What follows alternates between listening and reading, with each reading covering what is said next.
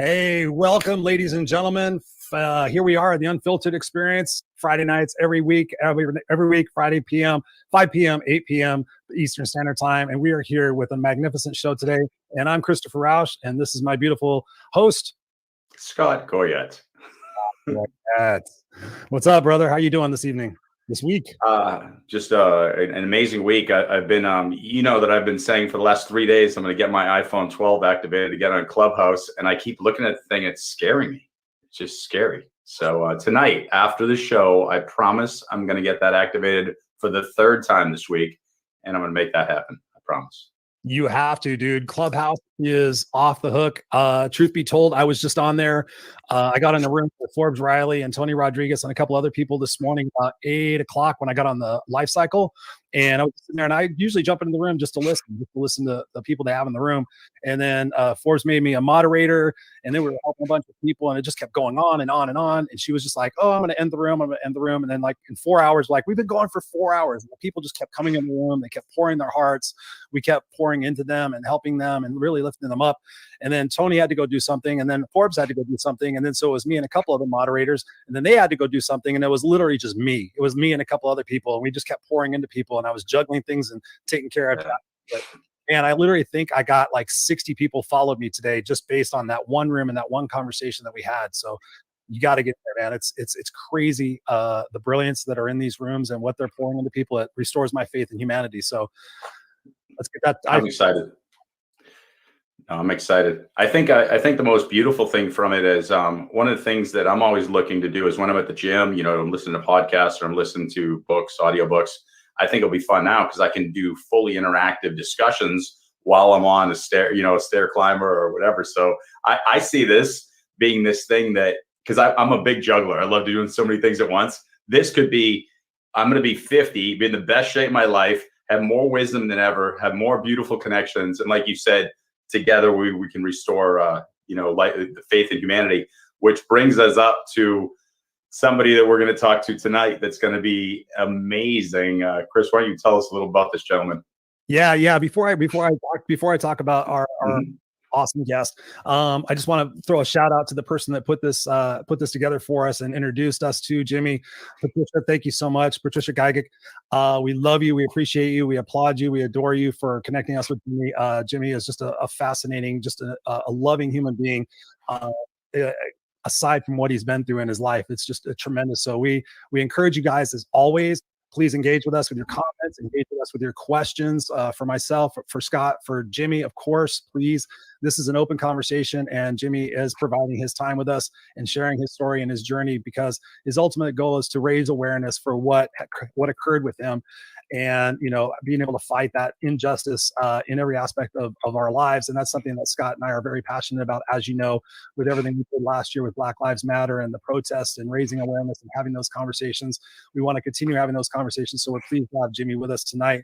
And we talked about it a little bit earlier this week, Scott, thinking about this, and we want you guys, hey Larry, hey Susan, hey Teresa, thank you guys for being here. You guys are rock stars, we love you. But think about that, guys, and those of you in the audience right now, have you ever been wrongly accused, number one, of something, right? We've all been wrongly accused of something, but wrongly accused of one thing is something, then being convicted of being wrongly accused of something that you did not commit, could not have committed, and then ultimately paid, nearly your life in that price of that. That is just crazy. And that's who we have here today. We have Mr. Jimmy Dennis. Jimmy is an amazing soul. You guys are going to fall in love with him immediately. We are going to have a very open and raw and very unfiltered conversation with Jimmy, talking about his experience in spending nearly 25 plus years on death row for a murder he did not commit.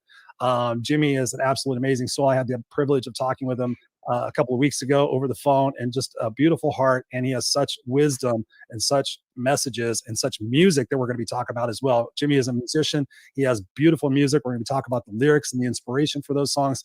So sit back, make sure you have something to drink, something to eat, something to write with. And we want to just welcome to the show Mr. Jimmy Dennis. Jimmy, welcome to the Unfiltered Experience, brother. How are you doing tonight? How you doing, Christopher? How you doing, Scott? I'm doing good, man. Pleasure to be here. I love that smile. I love that smile. Man, it's beautiful. You look so alive. It's a beautiful thing to just see your bright face. I like it. Hey man, it's a beautiful thing to be alive. Every day is a good day. You know what I mean?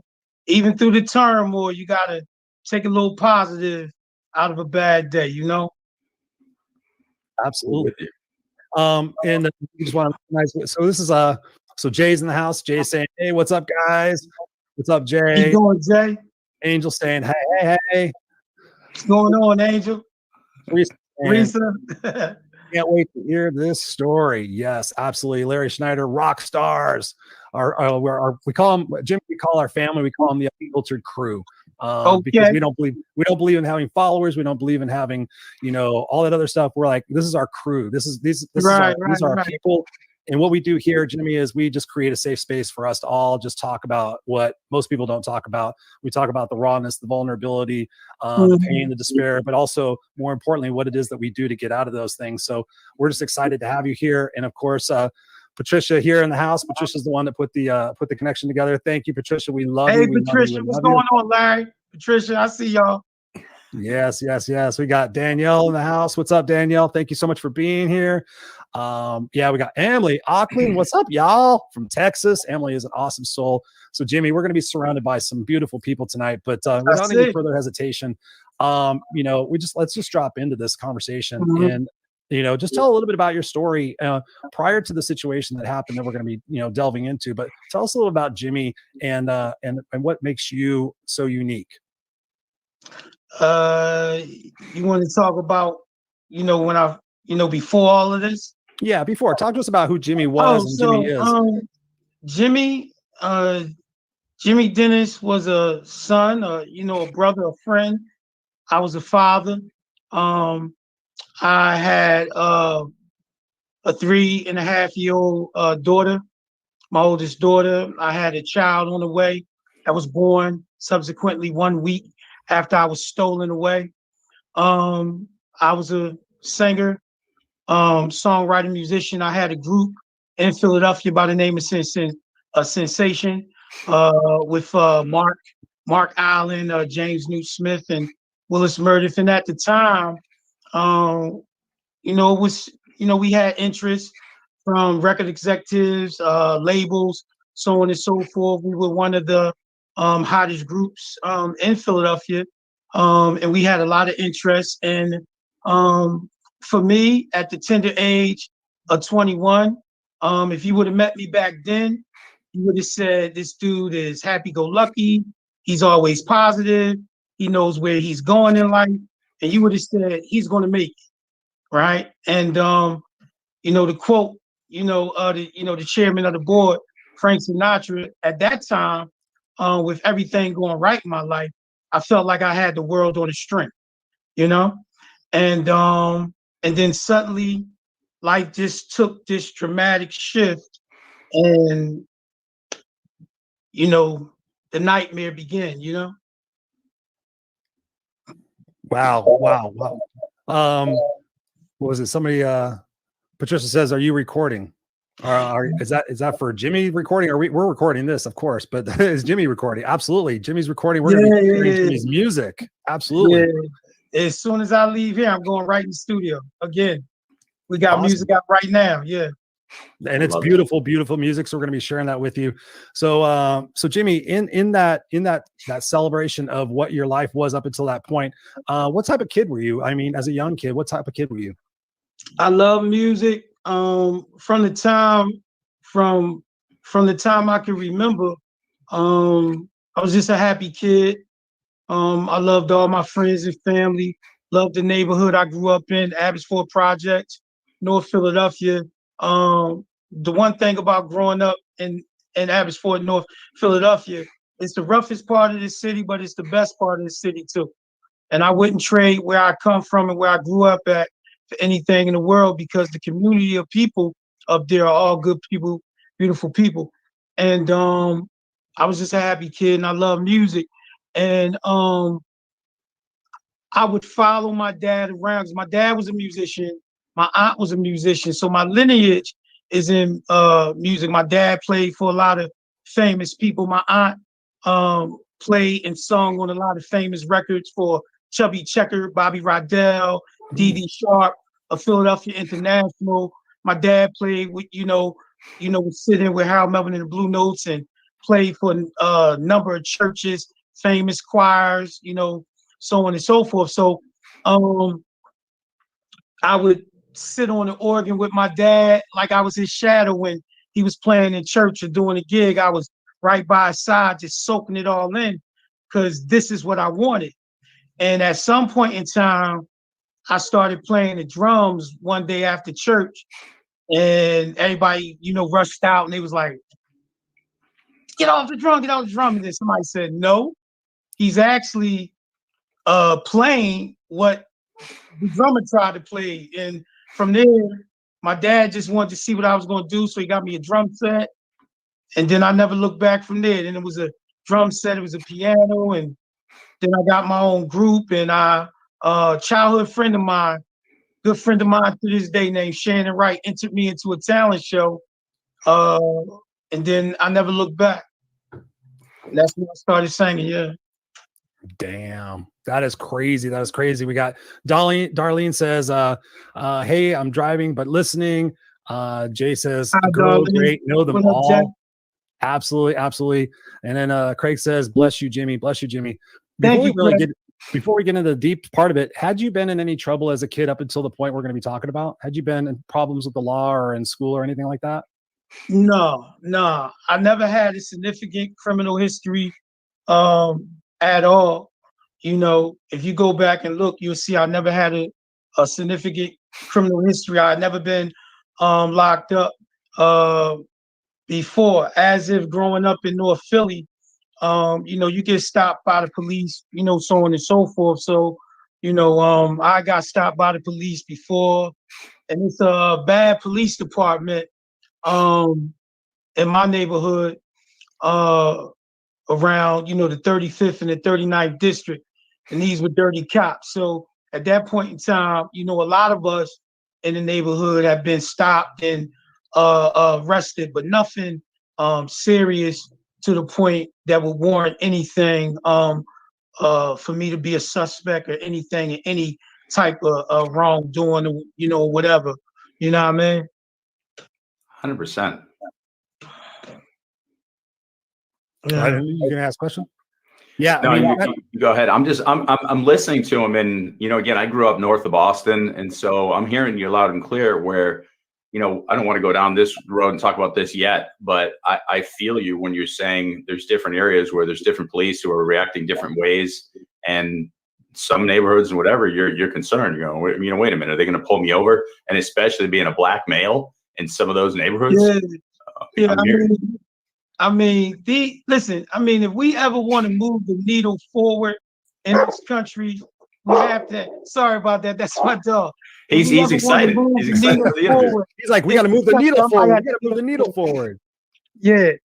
If we ever want to move the needle forward in this country, we have to have honest conversations about what goes on in different neighborhoods, especially Black and Latino neighborhoods in this country. And in my neighborhood, the very police stations that I just called out, the 35th and the 39th, have all been up under federal FBI investigations for these type of practices. And especially in my neighborhood of North Philadelphia, you go back and look, and they've been under federal investigation since the 90s for wrongdoing, fraudulent arrests, beatings, so on and so forth. So this is the type of environment I grew up in. So at an early age, I knew that me and my friends and everybody in my neighborhood was being treated differently. And so I just want to say something with what you're saying right now. And I want everybody who listens to this now live and who listens to this after for the first time they're hearing, I want them to think about this. Everybody, and when I say everybody, I'm saying the masses in our country continue to say things like, oh, we're fine, we're progressed, it's getting better. But here's the point, all right? What does better mean? Okay, because you're saying that things were not fair for you, period. There's no better. It's either it's fair, or it's not. That's it. There's no black and white, like we're doing better. Right. At some point, and this is something for Chris and I as white males to be doing, is to be calling out this stuff and saying, I'm done with it. Because you're my brother. I don't care if you're black, Hispanic, like we're all human beings. We're our brothers. So right now, whoever's listening, before you tell the rest of your story, I really want people to stop and think, let's be done with it. Like really done with it. So when you see something that you say, oh my God, that wasn't fair, whether it was race or whether it was just a dirty cop being dirty cop for money, regardless of race, whatever it is, we need to be done with it. Not moving forward, effing done with it. And I really mean that, because I'm sitting here and I know what you're about to say roughly. And I'm just processing, you know, that I get to see my daughter at 14. I get to see these things happening. And to even think that you might not have gotten that is just, and somebody could have said something or done something. Like I'm going to shut up right now, but I'm feeling it. And I'm thinking in my head, we have to stop cold. This isn't let's think about it and talk about it. Let's end this now, like right now, collectively. Right. Yeah. So. Yeah, definitely. I certainly agree with everything you just said. And unless we listen, I often tell people this when I be talking to people. If the three of us are in a car, right, and we see somebody getting robbed on the street, and we do nothing to help, we do nothing, we're complicit. 100%. Yep. We're complicit in that. And so what we often do, because from the time we were little, we grew up believing this narrative that the police can do no wrong, they are our friend. And so anytime we tell the truth about these police officers over here, the first thing everybody say is, oh, that's just some bad apples over there, so on and so forth, right? But what happens to a bad apple in an apple core? That one bad apple ruins the whole bunch, right?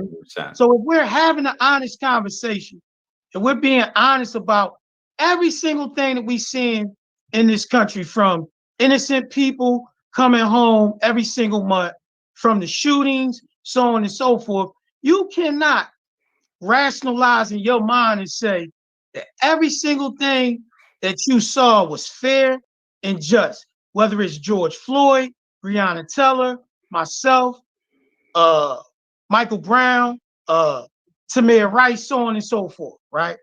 And I'm somebody who I call it out no matter who it is, black, white, Latino, so on and so forth. I call it out. And that's how we all should be. So if so-and-so celebrity says something against this group of people to offend them, the Jewish community, I'm upset, right? And as opposed to when somebody say something disrespectful to black people, everybody should be upset as well.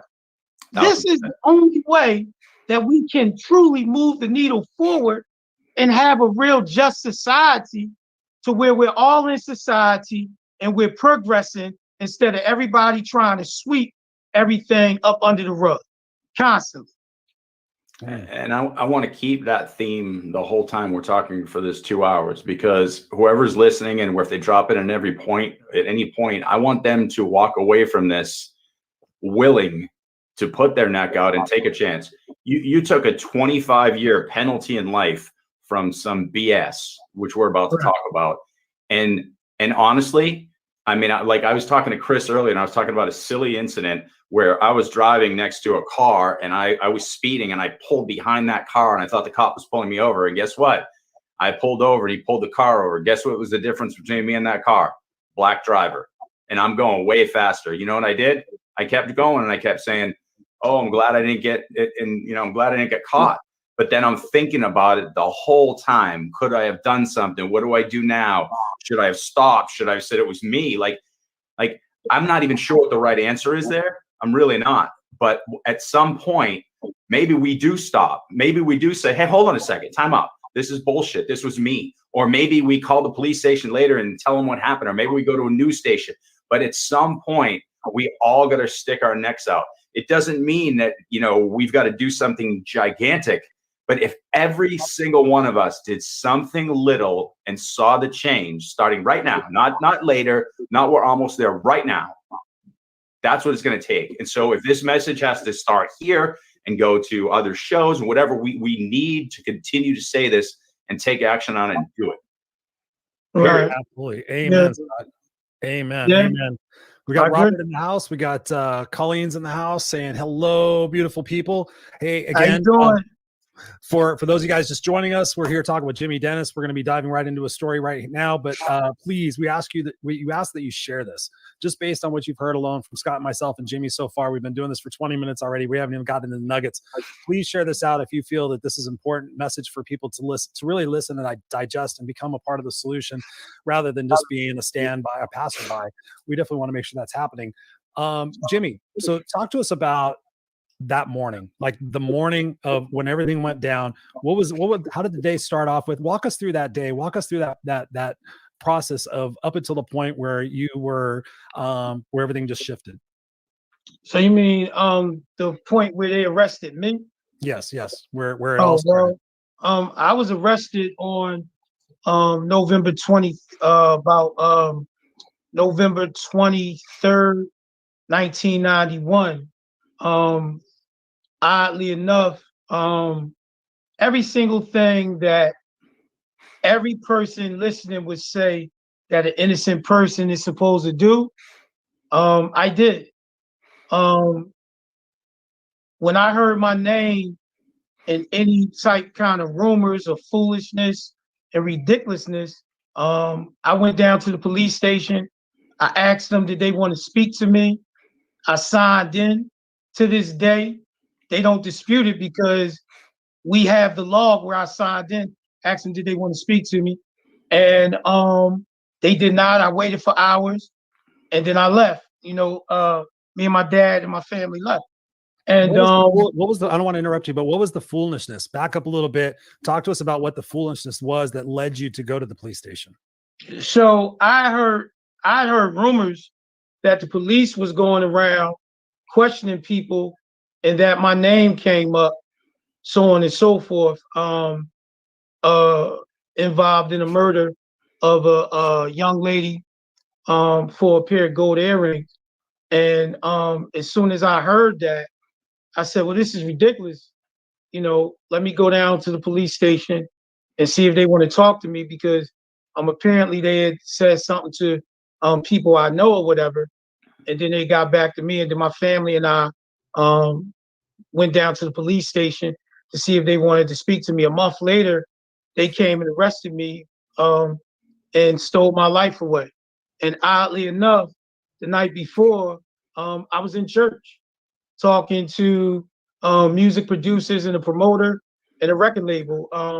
And I went to see this where the meeting was at, in the church basement, for a record label that was interested in signing me. And then I went upstairs and I enjoyed a concert.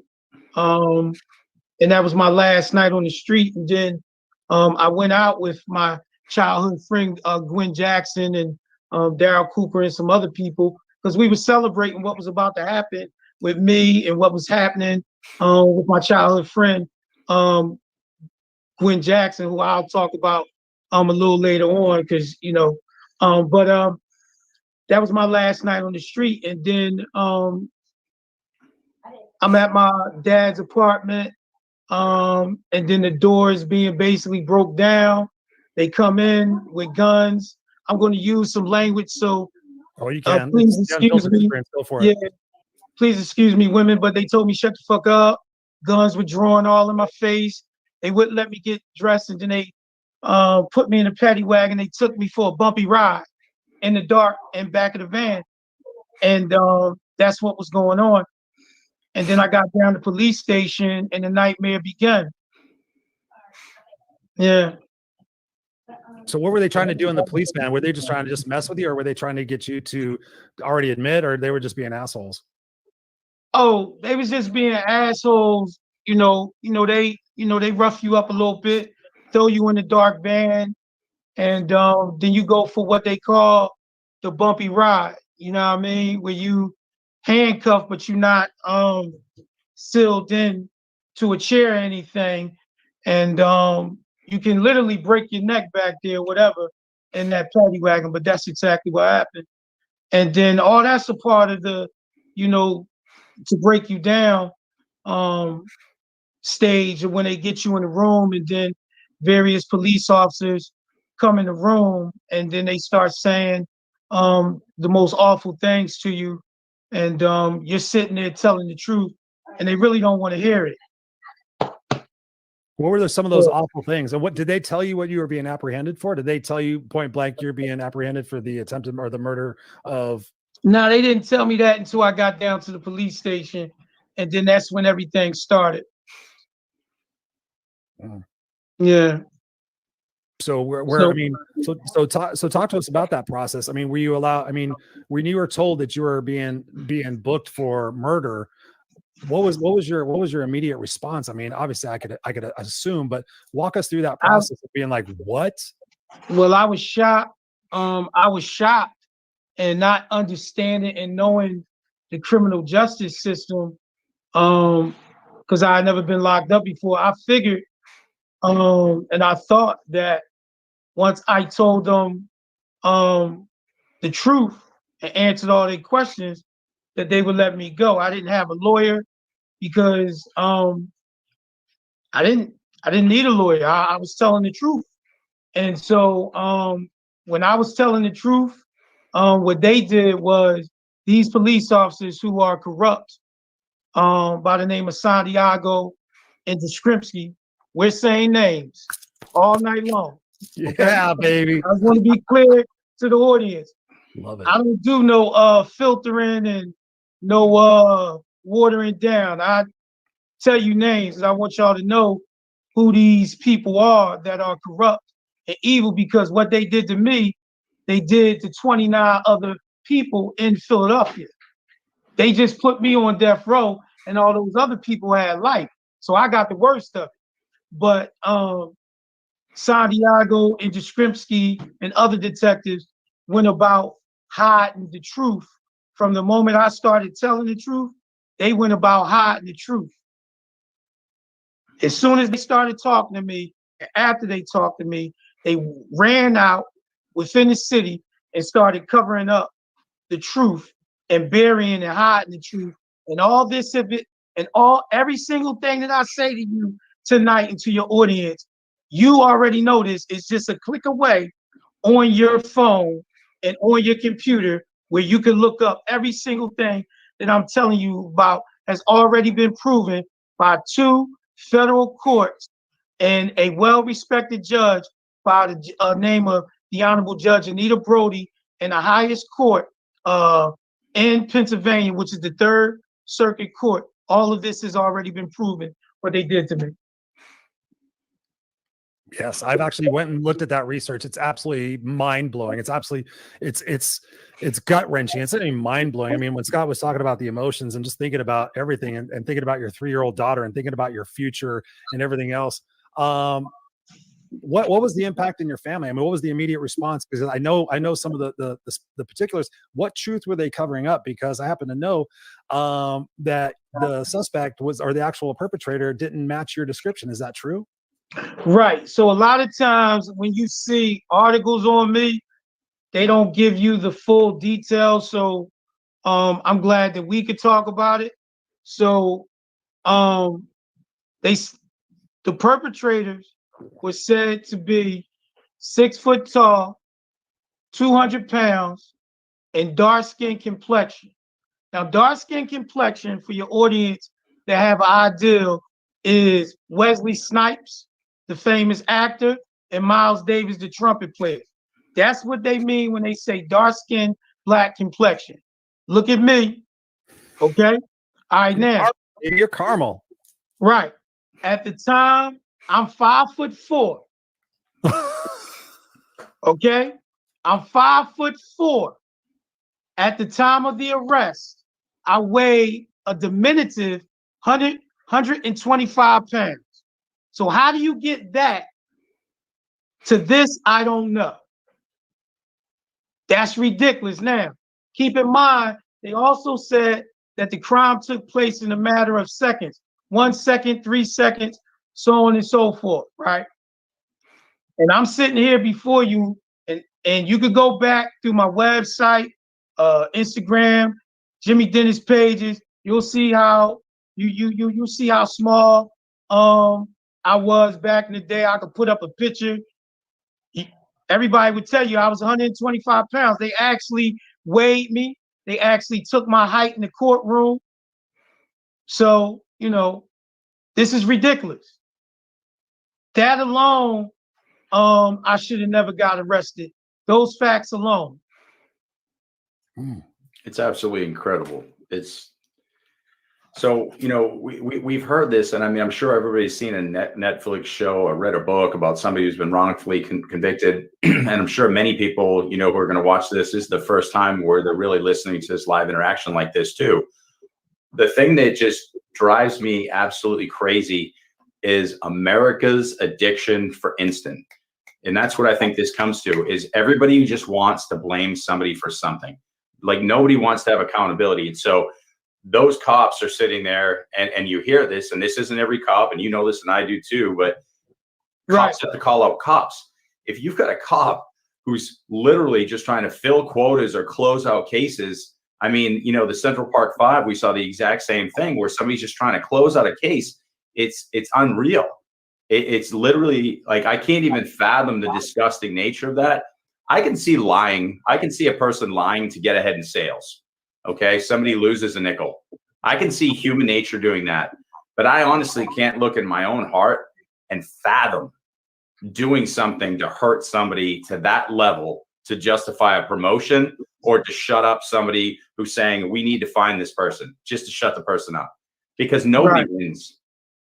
Right. Nobody wins. And what happened here is literally you destroy 2 families, because the young lady family was destroyed, and you compound that with lying about who the actual perpetrator was, so on and so forth, and they didn't do their job, and now you still have 3 perpetrators running wild in the city of Philadelphia, because these police officers were dealing with a high-profile case, and they did not want to do their job.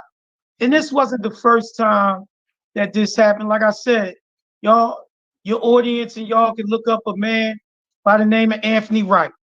Anthony Wright had these same police detectives, Santiago and Jastrzemski, just like I did. He came home in 2016 when DNA evidence exonerated him, but they planted evidence, lied, beating, tortured him, so on and so forth. And you look it up, 2019, he won a civil lawsuit for $9.85 million, right? I could go on. William Diaz is another innocent man that came home. Chester Hoffman, same corrupt district attorney as I had Roger King, some of the same police officers. He just won a settlement with the city for $9.8 million. I could go on and on all night long, giving you name after name, story after story. In fact, the Chester Hoffman case is on Netflix, The Innocent Files, right now, and they mention me in that episode, and they show you all the corruption and how Roger King was, and they talk about me within that episode of The Innocent Files about Chester Hoffman. And these are corrupt men who their families and friends should be ashamed of them, and the city of Philadelphia should be ashamed of them as well. But in so many different regards, you'll find out that they're fine. They probably collecting a pension and and everything else, and the city is left dealing with the mess that they made. And oftentimes in these situations, literally, life goes on. It's just, all right, bye. So what? That's what needs to stop in this country, in every city. When corrupt police officers and district attorneys lock innocent people up and violate people's constitutional rights, the citizens, all of us as citizens, need to say enough is enough. They need to go to prison. We need to pass law and legislation for these police officers and district attorneys to go to prison. Period. That's the only way.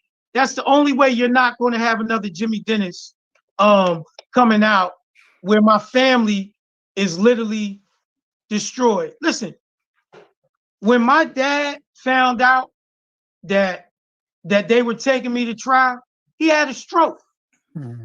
He had a stroke. My dad was never the same from that. I could go on and on about the wake and the devastation of what these police officers and this district attorney, Roger King, and these police officers, Santiago and Descrimpsky, done to my family. And I'm still dealing with the ripple effects in terms of the mental illness that has been from me being in prison, what has happened to my daughters and other family members. We haven't even scratched the surface. And I don't even really talk about it, because if you really knew the last 2 weeks that I had, you'll be like, I don't even know why you doing this interview right now, because it's been that bad. But I am a person that I stand up and I fight through it with positivity and love and faith. And I know that tomorrow always holds promise of a new day.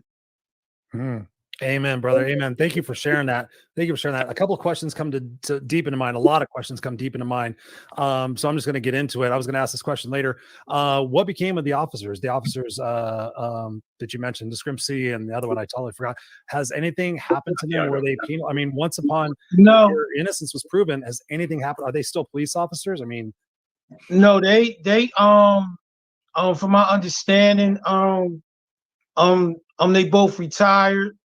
And I think last my lawyer said one of them was working for the attorney general or something like that in some form of capacity. So you see the level of you see it is what it is, man. Listen, if I sit here and tell y'all that 30 people have had problems, listen, go look up Anthony Wright lawsuit. Go look up Jimmy Dennis lawsuit and read the first lines of it, where it talks about everything that these police officers and this district attorney done. And you'll see case by case. And nothing has happened. That's the problem. They're not in jail. They still have their pensions. They're fine, right? And, I'm still in court trying to get some form of vindication and justice for me and my family. When in truth, all I want is apology, a public apology that I'll never get. So what about one step past that? What about a public apology that actually brings about a movement to get those who are complicit to realize their power of silence or their power of voice? Because all I'm sitting here hearing is I'm hearing Martin Luther King. I'm hearing all these thought leaders and these leaders and spirit leaders who always knew this, always knew that the power isn't the evil. The power is those who say nothing. And that's always been the case. So I mean, I'm going to say this a million times, but I want people to be listening to you loud and clear and feeling what you're saying. You're literally saying the last 2 weeks, you're just losing your shit. You're thinking like, what am I supposed to even do? And I have no clue what I would be thinking if I was you right now. I mean, I can't even fathom it. I mean, when you said that, of course, I saw my own father, and I'm going, what if he had a stroke because of this person? I would want to rip those people's throats out. The fact that my daughter can't see me, I would want to rip those people's throats out. And I'm sitting here like, what do we do? Like, at some point, I don't know if it's your story. I don't know if it's one of the other gentlemen that you mentioned. I don't know who it's going to be, but these things they need to keep being said. And that complicit group, I mean, I want to parallel something real quick for you. There was a woman who went to the Capitol, to rush the Capitol, on a private effing jet from Dallas, Texas. Yep. She goes in there, she comes in, she's showing pictures with smashed windows and all proud of herself on an effing private jet. And she goes home and says, oh, I'm so sorry. I'm sorry. And she's got all the money in the world to get away with that bullshit. Like, you want to talk about, I can't, I'm imagining what's going on in your head right now going, what the F is wrong with this world? I just want you to know this. There's a lot more me and Chris's out there that are opening our mouths, and I'm tired of the complicit mass. So you can go check for authenticity on my Facebook or my social media, and I have not changed a damn bit. I've been saying this shit since day one, pissing people off, because I've got a program called Go Love Now, and they're like, oh, it doesn't sound like you love. It sounds like you're mad at everybody. No. I'm asking for accountability. I'm mad at nobody. I love it. I'm like you, dude. I want to give you the biggest hug right now. Go have a beer and be like, what's wrong with this world? What do we do to fix it? I don't give a shit what color you are, whatever. Let's all be together. What I don't like is lack of accountability, going on a private jet to rush a Capitol while you sit in prison. That is insane to me. I mean, for me, I understand exactly what you're saying, but for me, I look at everything and try to find a positive in everything. My suffering has actually helped other innocent people come home all over the country. And so that's something that my lawyers and I are proud of, because with the legal decisions was so much of a precedent setting in this country in terms of law, that they actually help other innocent people come home now. And I get calls from all over the country of other innocent people calling me, telling me thank you. So while I wish I didn't suffer, sometimes God wants somebody to walk through the fire to help other people. And as far as those police officers and district attorney go, I look at things like this in terms of everything that was stolen away from me, my music career, seeing my little daughter's first day of kindergarten and taking them to school and being there for their prom and all. I literally had to watch my daughters grow up in pictures, and they had a tremendous hard life. To whereas, like I said, we're still dealing with the ripple effects even now as I speak. Am I bitter? Yes. But I use my bitterness to help get other innocent people out of jail. I use my bitterness to try to go to Harrisburg in Pennsylvania to get the death penalty abolished, because it's not a deterrent. I use my bitterness to try to pass law and legislation to get police officers locked up and prosecutors locked up to go to jail. And if everybody gets behind that, then that's justice, that's right, that's fair. That's where I wanted to be at. I had a picture of Bob Marley and Dr. King and Paul Robeson up in the cell on the TV. And these are people who did everything in the spirit of love. And that's how I'm coming too, in the spirit of love. But I'm going to tell the truth. I'm not going to sugarcoat nothing. I'm not going to water it down. I'm not going to, you're going to get the uncut, no chaser. You know what I mean? And yes, I just want the people who did wrong to me and everybody else in this country in prison. I want the police officers that killed Breonna Taylor to be in prison, George Floyd, in prison. Yeah, I mean, Michael Brown in prison. You know, the police officer that killed Tamir Rice should not be working in another police district right now after he came from Florida, killed the young man, then in Ohio, and now he's in another police district. Well, I mean, you know, if we could get police officers to go through a mental evaluation every year, that would be good. Other jobs do it.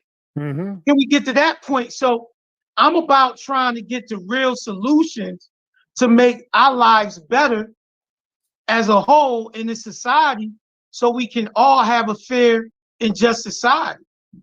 You know what I mean? Now, you know, you always going to have emotions, you know, bottled up, but that really doesn't do anything, and it really doesn't solve anything. So, like I said, I do everything, Scott, in the spirit of love and just trying to educate people on the wrong that has happened to me and others. And if I get one person to rethink something that they thought about, then, you know, we on the right track. Dude, I hear you, and I love the way you reframed it. Amen. Amen. Yeah, you've done it. You've done it flawlessly, and that's really the only way to go, because you can sit in your emotions and be miserable for the rest of your life, or angry or sad or whatever emotion you sit in.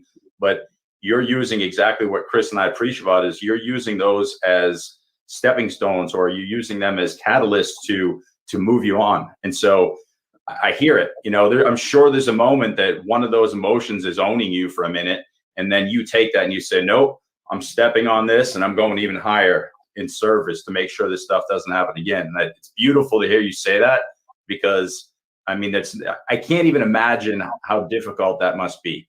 Because I know with my own stuff that feels much more minuscule, I struggle. I mean, I know everyone listening to this has something they're struggling with that they let take ownership of them. And the fact that you're using that as, you know, a pillar to jump from instead of get stuck down with, that's beautiful. Thank you for that. Oh man, thank you for saying that, Scott. I can actually tell you that, you know, one thing that I understand, you know, about life is being on death row, having your life stolen away, and fighting for your life. You have a deep appreciation of everything surrounding you, of everybody, being mindful of everybody's feelings, and so on and so forth. And we all going to have moments where we're upset, we're emotional about things that is hurting us, that has hurt us. But if we can just take a deep breath and say, all right, listen, this is what happened. Listen, the easiest thing in the world would have been for me to come home and grab a bottle and then drink myself to death, right?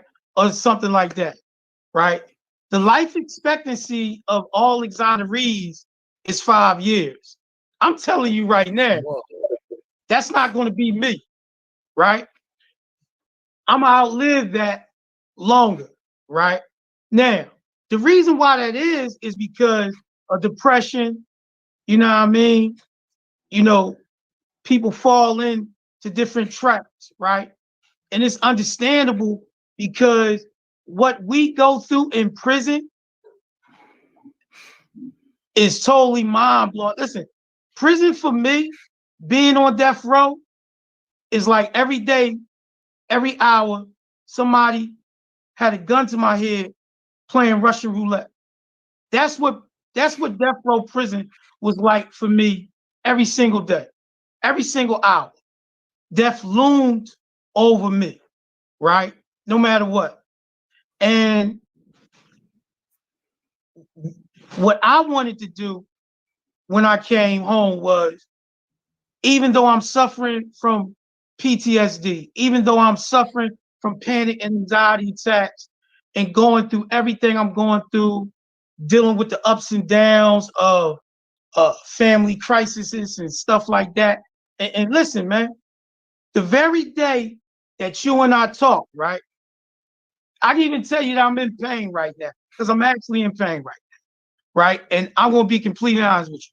The same day that me and you had that beautiful conversation, Chris, I was in a 5-car pileup accident later on that night by a drunk driver. This is the first time I ever told anybody this outside of my immediate family. Drunk driver hit me and my childhood sweetheart and my grandson. And my back is killing me right now. My knee, and I have other ailments, and I'm going to therapy 3 times a week now, right? But I'm gonna tell you something. I walked away. I was able to get out that car. Imagine how many times all of us have seen that somebody hasn't got out of that car. So what I'm telling you right now is I'm thankful, I'm grateful, I'm appreciative of this life that God has given me, and I'm using it to do what? To advocate for the innocent, to try to change things for the better, and to try to create music that touch and resonates with people's soul, right? And I could sit here and be like, and I could have called you and said, "Oh, my back is killing me, Chris. I'm not." That's why I keep moving. All right, because I'm uncomfortable. But I could have called you and said, "Can't do it." No. Gave you my word that I was going to do it. I want to give a message to people that no matter what our dream is, and no matter what's going on in life, we should chase after our dreams with reckless abandonment. Don't let nobody, family, friends, or naysayers tell you you can't accomplish something, because you can. Yes. You can. And I can tell you, I wanted to change the narrative when I came home, right? I wanted to move the needle, change the narrative, and restore my family name back. And that's what I'm doing. And that's what I've done.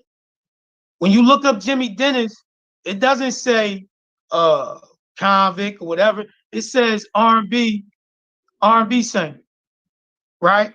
So I've transformed that in a matter of, a lot of people didn't understand what I was doing. Well, why am I making this type of music? Why am I doing this? Why am I not chasing this, doing this, that, and third, right? But I know the plan that God has put before me to do, and what I feel like he want me to do, and what my dream is, and I'm chasing after it with reckless abandonment. Hell yeah, we're gonna be getting into that music in just a little bit. I want to take an opportunity here just to check in with our wonderful audience. Thank you guys for being here. Let's see what we got here. We got Marlene Sanchez. It is a licensed lynching process. So sorry, no words. Thank you for being here, Marlene. She says thank you for telling your story here. Absolutely. Colleen's in the house. Thank you, Our friend Marlene. Colleen. She's saying pure evil, pure evil. We've got Esme Lawrence. What's up, Esme? I just met Esme on Clubhouse. Good to see you. She goes, I am so sorry this happened to you. Thank you for being here, Esme. I appreciate it. Thank you so much. Tom Jin's in the house. He says, hello, gentlemen. Hello. So sorry. Heartbreaking. Amen. Yep. Faith is everything. Absolutely. Faith is everything. This beautiful person in my life, my wife says it's terrifying that these cops and the DA have this kind of news to destroy people's lives like this. It's horrifying. I'm so sorry this happened to you. Absolutely. Thank you, babe. I appreciate that. She goes, the power of what the fuck autocorrect. Yeah, she said moose. Like you said noose. You got what was right. Yeah. Oh yeah, I gotta get glasses. You said noose. Yeah, we knew what she meant. Oh, I said noose. Okay, yeah, you said it right. You read it right. This makes me so upset, Daniel. Thank you for being here. We got even more. We got so many comments here, so we just take a break here. Teresa Adams says hi, Christopher Rausch. Darlene says say it, bro. Say it, bro. Colleen says thank you for sharing your amazing story. And we're not even done. Yes, there's so many people here that want to share and want to engage. So again, Guys, we're sitting here talking with Jimmy Dennis, who spent over 25 years on death row for a murder he did not commit. We're talking about the unfiltered aspect of that, what he went through, what his family went through. So again, we appreciate your engagement. We appreciate your questions and your involvement in this. And also, my next question for you, Jimmy, is what can we do? What can Joe Public do in the grand scheme of things? Because I know that you had who did you have? I forgot their names that came to your defense. Arnold and Peter. I know that those names. Arnold and Porter. Porter. A beautiful law firm, and just let me say that the lawyers from that law firm, Kitty Behan, Amy Rowe, who's like a sister to me, Ryan Giles, who's brother to me, and Megan, Martin, and Rebecca Gordon, and Emily, and Melanie Gavsett, and James Cooper. They're all like family to me. We all are very close, and they became family to me in the 21 years. It was a very unusual situation, because I just want to tell you that when they took the case, they were looking for somebody innocent to represent, and the timing just was perfect, and they chose me. And I was so grateful that they did, and they fought like hell for me, man. And because up until that time, every single appeal was just totally dishonest.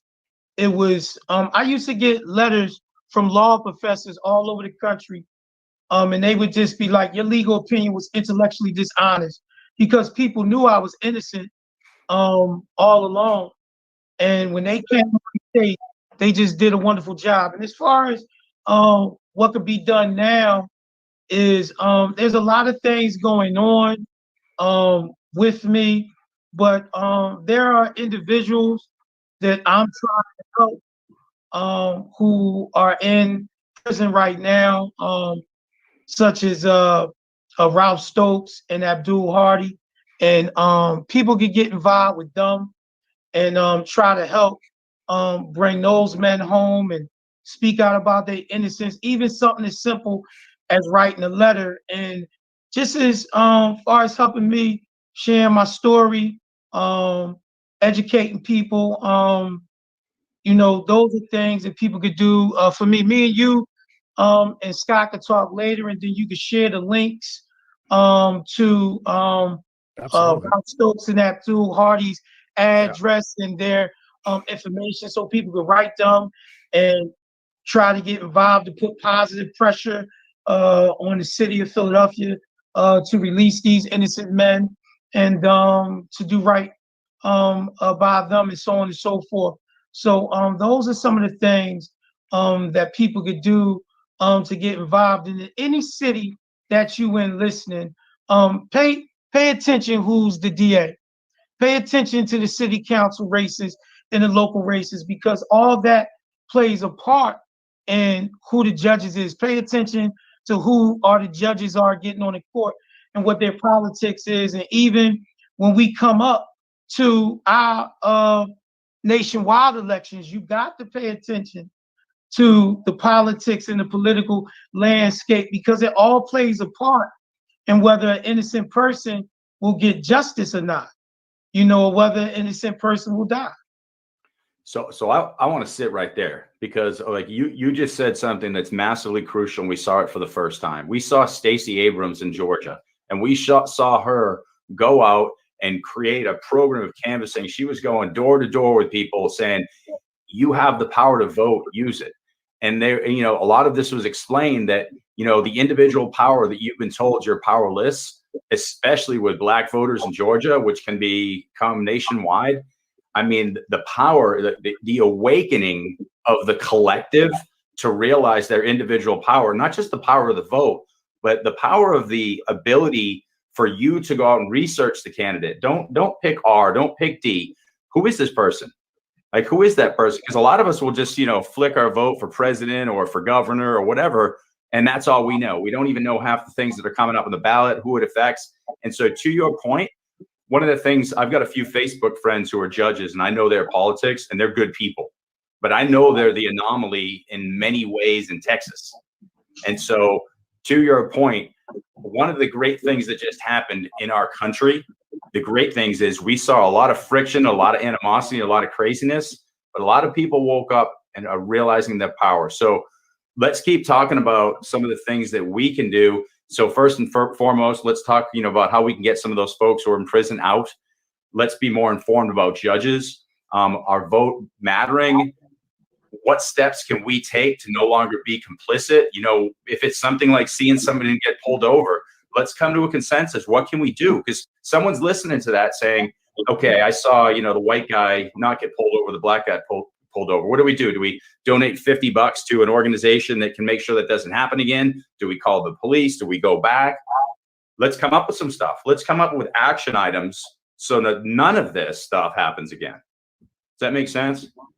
That does make sense. When I tell my friends, I want to say that I was very honored to have people reach out to me to speak to potential voters and people working with Stacey Abrams and for other candidates during this last election. I did several speaking engagements, encouraging people to keep up the good fight and try to play my part. I tell my friends all the time about the importance of voting, because what you have to understand is every single person that you will elect president and you vote for, that president will in turn appoint over 100 and some odd judges to all the federal courts.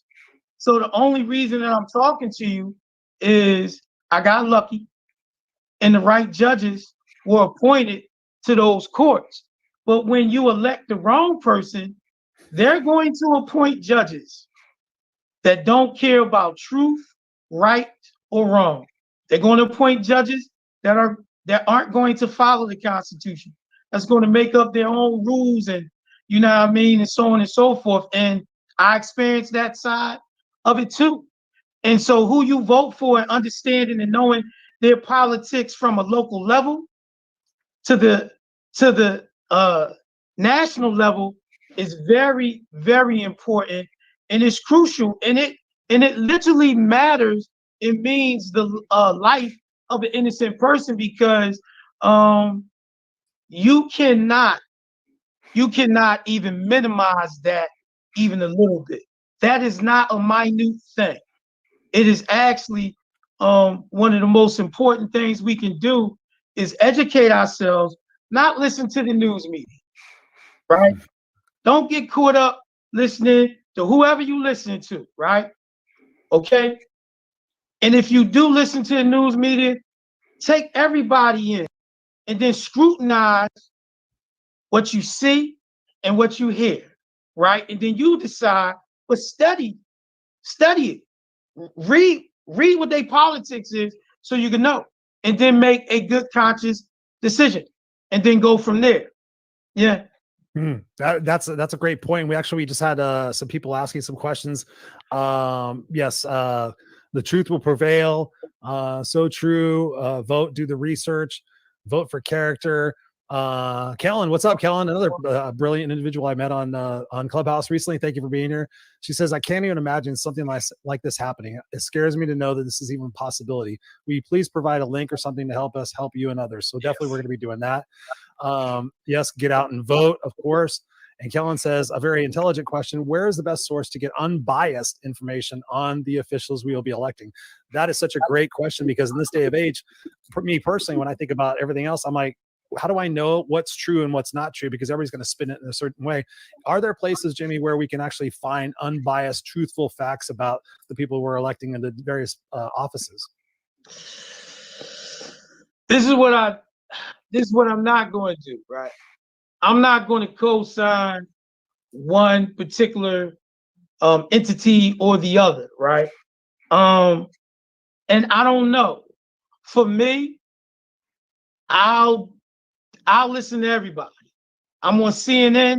I'm on MSNBC, NBC. I go past Fox. I shouldn't, but I do, right? Okay.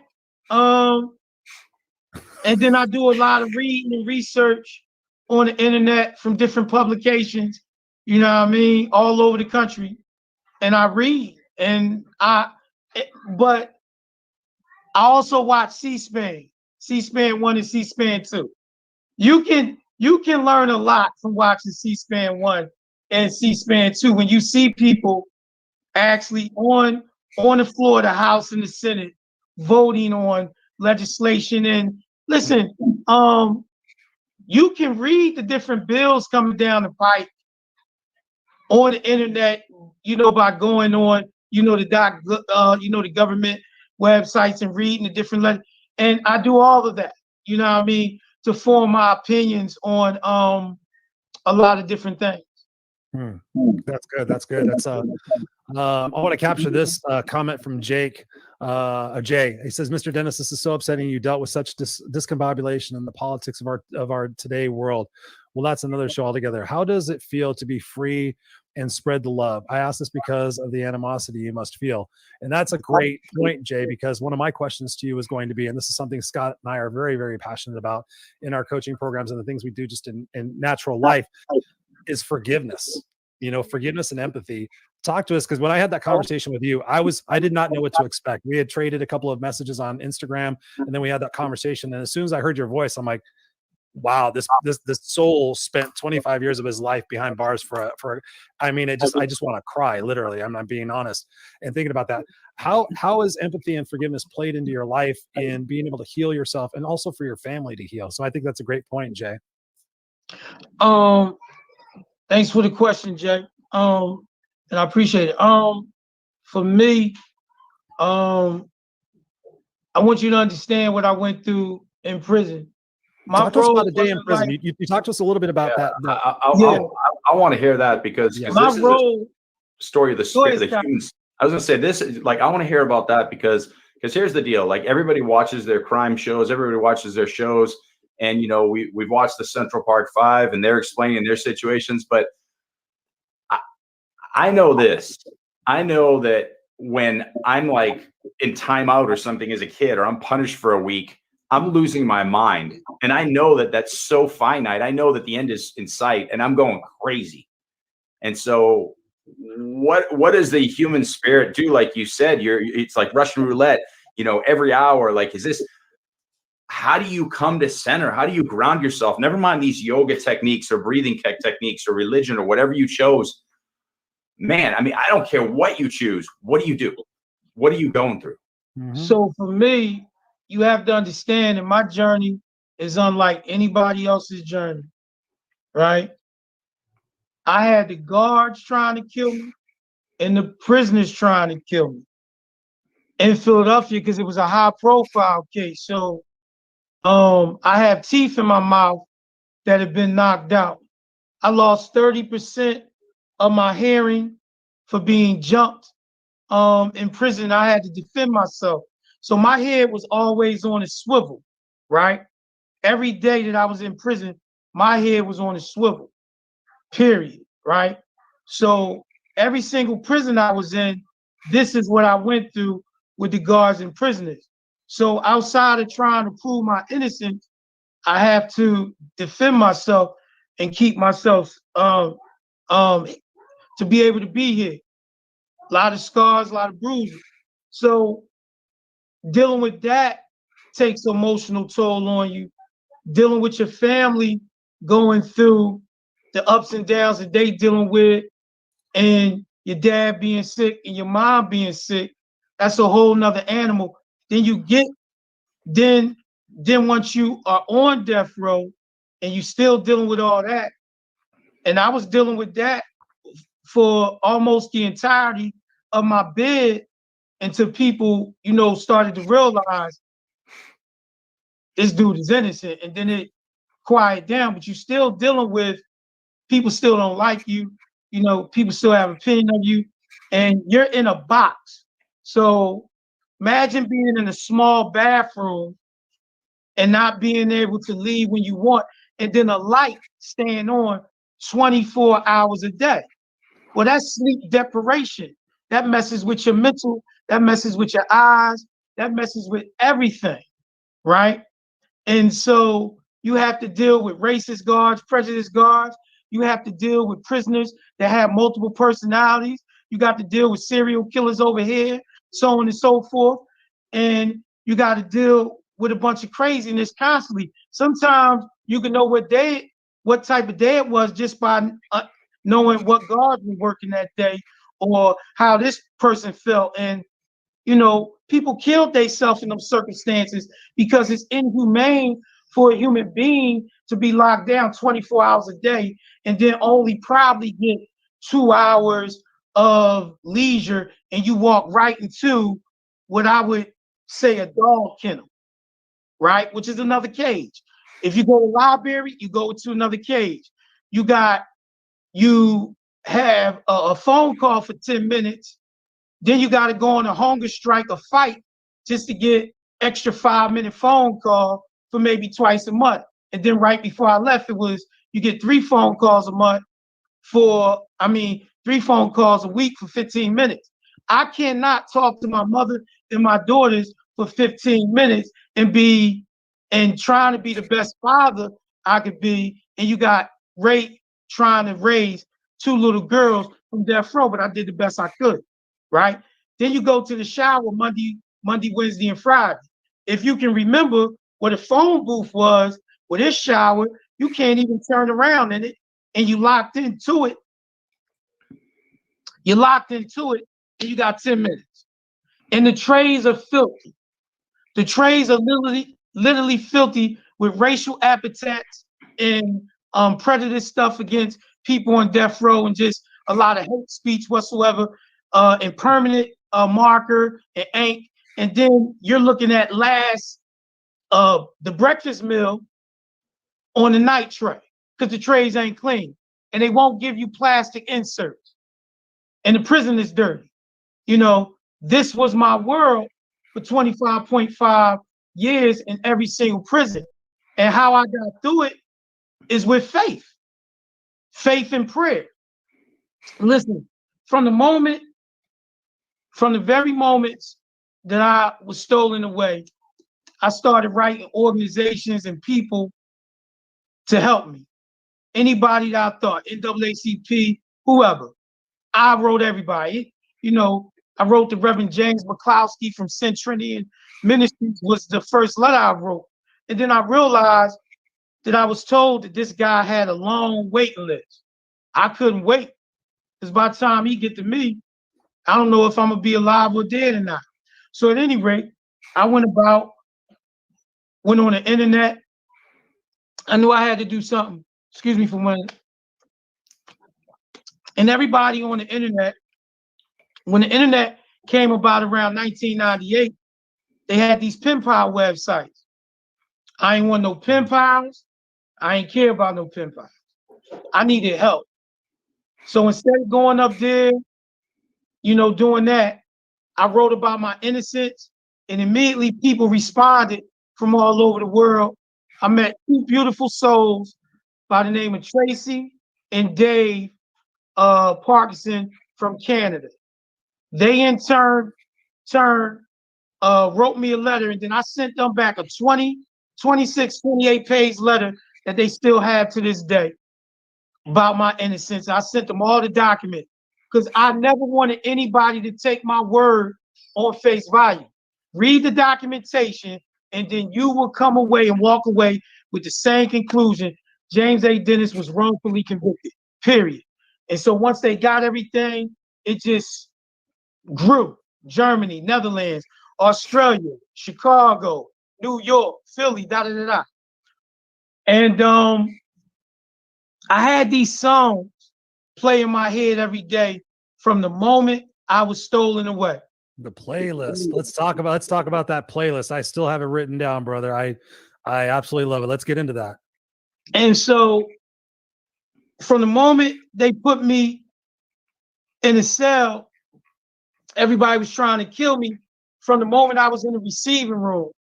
And then at one point in time, during I remember that same week they tried to light the cell on fire and kill me. And I remember after that, yeah. After that, they had put me in another cell, And I remember breaking down and crying. And then these songs started playing in my head. The Wine is Trusting God, Christopher Cross Selling, Bruce Springsteen, Glory Days, Stevie Wonder, If It's Magic, Whitney Houston, Where Do Broken Heart Go, and Fleetwood Mac, Why Does It Hurt So Bad? John Coltrane was the second song, Dear Lord, by John Coltrane. And those songs, if you listen to them in a proper order, they'll tell you exactly what I was going through. So at that moment, after those songs were playing in my mind, I would look out the window, looking over Gates. I would see the sun coming up. I would start working on the Justice for Jimmy campaign, and I would work on law, and I would stand up straight. And it's gonna be whatever it's gonna be, because the one thing that I was committed to is proving my innocence, and wasn't nobody gonna kill me in it. Nobody gonna lay me down up in it. So it's on. However it's coming, it's coming. It's coming. And mentally, I prepared myself for that journey. I prepared my body for that journey. I worked out. I was ripped, 8-pack, all that. And my mind was focused on the law, period. And that's what I did. So and it wasn't until, go ahead. No, I was gonna say, so you basically got ultimate focus on what your priority in your life was. So you got ultimate focus. I want to take a minute and just we have so many people commenting on here, so I'll give you an opportunity to take a break, take a drink. We've got Tracy Lamore, so honored to have been a part of Jimmy's life during this journey. Great interview. So Tracy, thank you for being here. That's my sister and my publicist right there. I saw the post earlier. She goes, that's not only my brother. Now he's my client. And my sister, right? That's who I was just talking about. That's the woman and her husband, Dave Parkson, my brother, who helped save my life. They literally helped save my life by educating everybody in the world and spreading this story all over the world. She's a terrific, amazing. Her and her husband is terrific, amazing, beautiful people, and they're great publicists. Lamore Media, they are the truth, and I am forever indebted to them and all of my supporters, family, and friends for standing strong throughout this horrific ordeal. Wow. Wow. Thank you, Tracy. Thank you. It's interesting. Tracy put you on blast here a little bit. She said, Jimmy did not share a lot of the terrible things that happened day to day while he was in prison with his family and friends. He did not want to worry us and wanted to keep us all focused on getting him home. Wow, Jimmy, if I haven't said this before, you are such a beautiful, beautiful soul. She says here, everyone would help if they knew they could, but people don't feel they have the power to help. Everybody's got the power to help. Peggy Wilms, who was just on my show Tuesday night. Thank you, Coach Peggy, for being here. She says, this is almost unbearable to comprehend. I've been sitting here and so up and down, pissed, happy, want to cry, pissed again. Absolutely. In thinking about the music, and by the way, I just got to correct you a little bit, Jimmy. You forgot the boss. I've been texting you, I've been messaging you about Bruce Springsteen. You forgot. Didn't I say Glory Days? He said Bruce Springsteen, Glory Days. I'm listening. I got a photographic memory. I listened. Wait a minute. Time out. Flag on the play. That's my favorite. That's my favorite band of all time. Bruce Springsteen and the E Street Band. Ain't nothing like the boss, man. You said Bruce, then you said Whitney Houston, then you said apologies. I missed it because we've been messaging back and forth every time I hear him. Bruce sending him the screenshot, like, dude. And now I just can't think about Bruce Springsteen when I think about Jimmy Dennis. I love Bruce, so this is good. Now I get man. So speaking of music, I want to take a little moment here. We're an hour and 19 minutes. Thank you guys for being here and sharing this. Share this out if this is impacting you. Please. We're gonna take a little moment. Jimmy's been talking about his music and how music has been so important in his life, and obviously, music has been massively important in my life.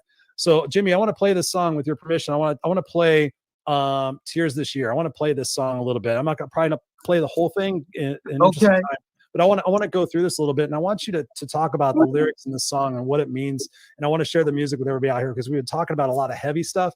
So I want to kind of lighten the mood a little bit and just talk about music, because we're going to go back to the heavy stuff a little bit, but I definitely want to share this music. So hopefully this will come through. So this is Tears This Year by Jimmy Dennis. You can find this on Spotify, iTunes. You just Google Jimmy Dennis music. You can hear this. So let's just take a listen of this song.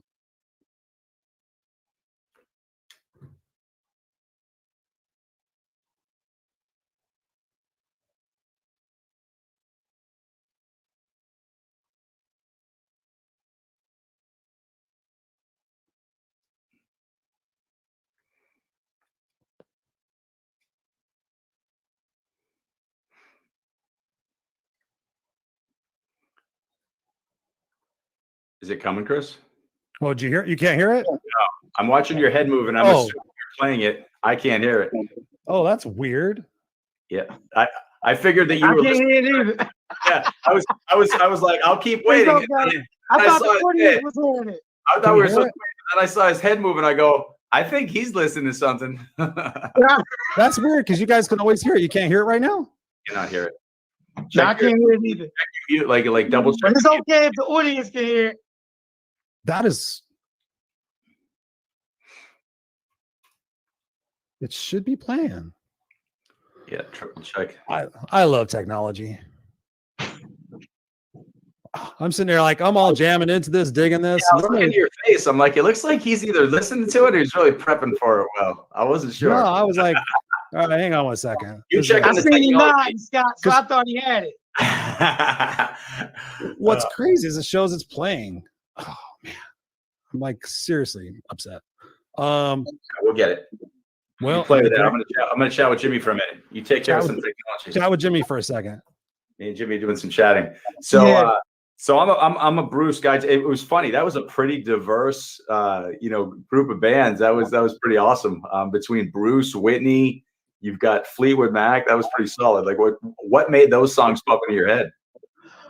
I can't tell you why those songs popped in my head every day, but I can tell you once you listen to them, you understand my journey completely about faith and how my attitude to go forth and to prove my innocence and to fight through the pain and the ordeal that I was going through. And, Bruce is my favorite band. Stevie Wonder is a musical influence of mine. John Coltrane is my favorite jazz musician. And the Winans is my favorite, group, gospel group of all time. And I used to sing that song in concerts when I was before I was stolen away. But those songs played in my mind because when you really listen to them and delve deep into them, they tell you exactly what I was dealing with and going through in terms of faith, hope, despair, inspiration, trying to overcome, trying to hold on, trying to get through it, all of everything that I'm telling the audience tonight that I was dealing with. And if you listen to Christopher Cross Selling, you know what I mean? I wanted to be anywhere. I wanted to be anywhere but there. In glory days, I'm sitting back thinking about everything all the good times of me and my friends, everything that me and my group was, everything that was coming and happening. Because for us, we had a beautiful following in Philadelphia, and just the moments of my family and friends is what sustained me in getting back to my daughters and, trying to get back to that point of being free, being happy, so on and so forth. I love the fact that you actually pulled songs that were, glory days is exactly what it is. It's in the past. So you're holding moments like, hey, we can do this again, but then you're pulling Sailing, which is literally like taking me in tomorrow. So you're finding a way. That was my question. My question was the whole idea of how do you ground yourself in the moment? And I love the fact that music should be something. So how do you guys listen to music in prison? I mean, I have no how would you find that? Like, how do you? Right. So this interesting thing about that is, for me, those songs were in my head. That's awesome. They literally played my head every day because the radio stations in the south of Pennsylvania were crap, right? And I literally would stay up just to hear Ramsey Lewis Jazz Channel, which only came on Sundays, or when I had a TV. I love music so much that I would watch a movie just to hear the music score. You know what I mean? So on and so forth. And somebody like Byron Allen, he had a video show and he played one video at 5 o'clock in the morning, going into 6. And I would stay up just to see that one video. That's how much I love music, because we didn't have music. So all I had was my memories in my old record collection in my head.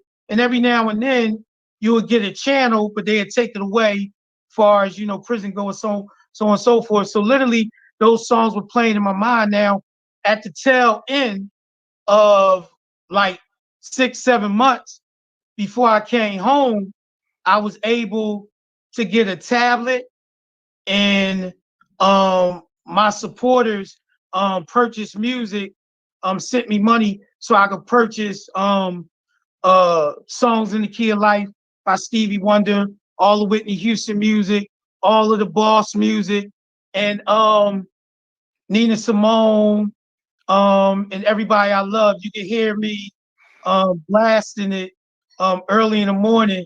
And for some people, it was like Groundhog Day, but they wouldn't bother me because they knew what I was going through.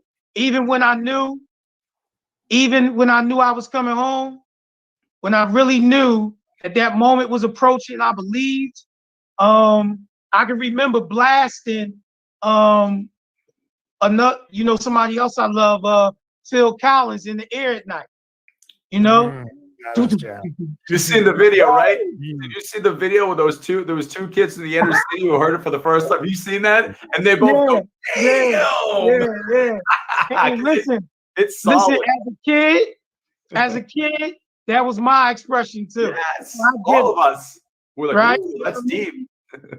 Yeah, I love it. Awesome. Well, technology is beautiful, so I'm going to play it from here. Apologize for that. It's weird because all the time my music plays through, and technology. I was just going to tell you I'd do the same thing. I saw that you posted it. I was going to say, if it doesn't work, I'll do that. Can you hear it? I know this shit don't make no sense. I know we keep getting hit hard. We are wounded and we're full of scars. I know you're tired and you're barely holding on. You're lying, you can make it through the storm. In this life, we gon' go through phases. Different roads, different trials, different changes. Have our moments, disillusion, you can make it. Never give up. Never give in. We're gonna pull through somehow. We're gonna make it through right now. We're gonna make it through, no doubt. Our ancestors will be proud. We're gonna pull through somehow. We're gonna make it through right now. We're gonna make it through, no doubt. Our ancestors will be proud. I know we done shed a million tears. I know we can't believe this shit. Loved ones, call home. We be praying for you every day. As we stand in the throes of this, we gonna make it about this bitch. In this life, we gon' go through phases. Living, breathing, you cannot tame it. Chase your dreams, grind, you can make it. Never give up, don't give in. We gonna pull through somehow. We gonna make it through right now. We gonna make it through, no doubt. Our ancestors will be proud.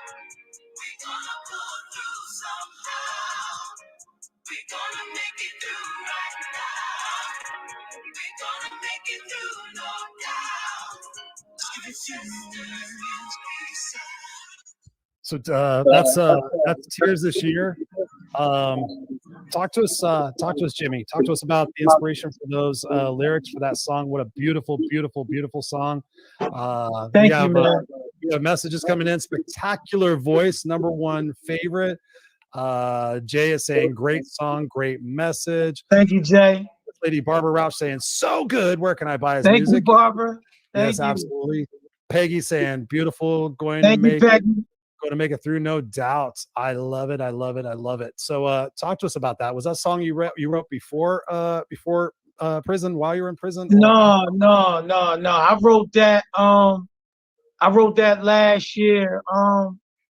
Understanding and seeing that each and every one of us had an awful year last year. We in the middle of a pandemic. We all been affected by it. We never experienced something like this before.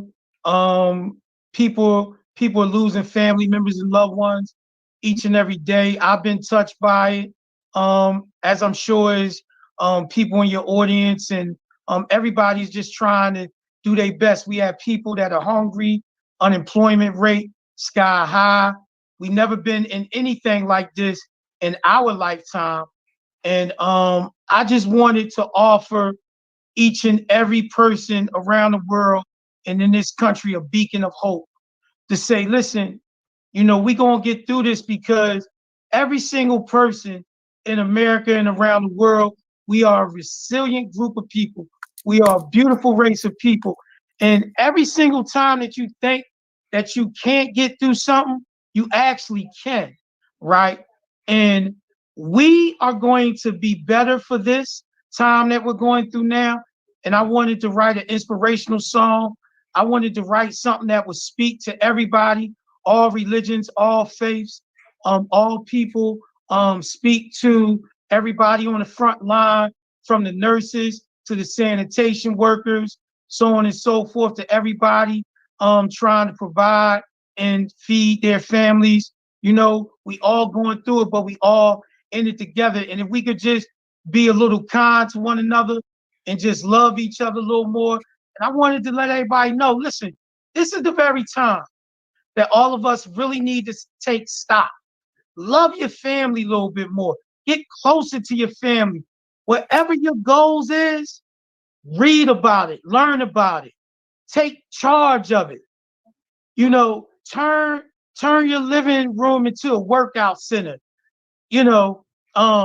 Turn your living room into a club.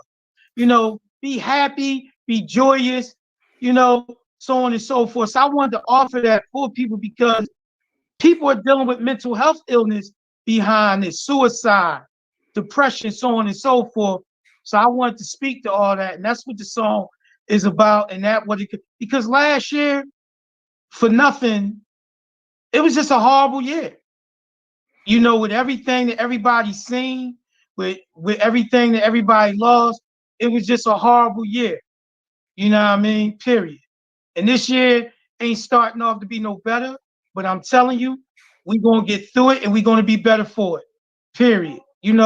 Always remember, no matter what we go through, we always must keep infinite hope of tomorrow, because the sun is always going to shine tomorrow. And that always brings promise of a new day. So I want people to just see something right now, okay? A few years back, not too long back, Jimmy Dennis is in prison, and he's singing songs out of his own head. And now he's writing beautiful music, and he's actually healing his ancestors, and says it in his song.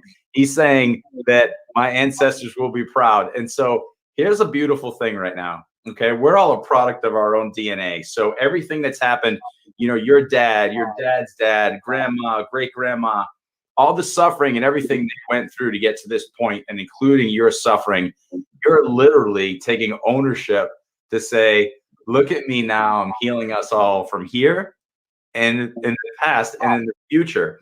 And that's it right there. That's it. Everything you're doing in this moment to say, because we can sit here right now, we can make this whole show about, holy crap, this is the most miserable thing that ever happened. But you're realizing in this music, I'm listening to that, I mean, honestly, when you just said club, let's go make the living room a club. Let's drink some drinks and let's listen to that song. I mean, I'm all in, dude. I mean, I loved it. But that's the thing. We have experiences. They're we can judge them good, bad, whatever, and some seem horrific. But this moment right now is everything. And what you're doing, and you're making this music. I want everyone just to take a stand right now to enjoy their life and simultaneously step up, be accountable, have some fun, enjoy this world, but let's share this world with everybody. I mean, your song said it beautiful, and I'm sure the rest of it. Now I'm gonna have to go listen to the rest and share this with everybody we know because I love it. I appreciate that. Listen, man. Listen, each and every one of us has ancestors. Each and every one of us have people we want to make proud, whether it's your dad, your mom, or your son, or whatever. And chasing your dreams or just enjoying the taste of life. Life is this beautiful thing, right? And we're here for this short period of time.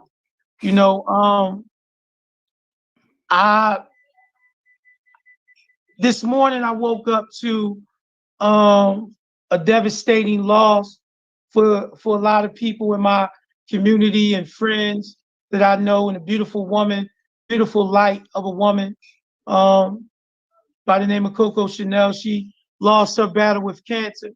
But every single time I seen her, she was smiling.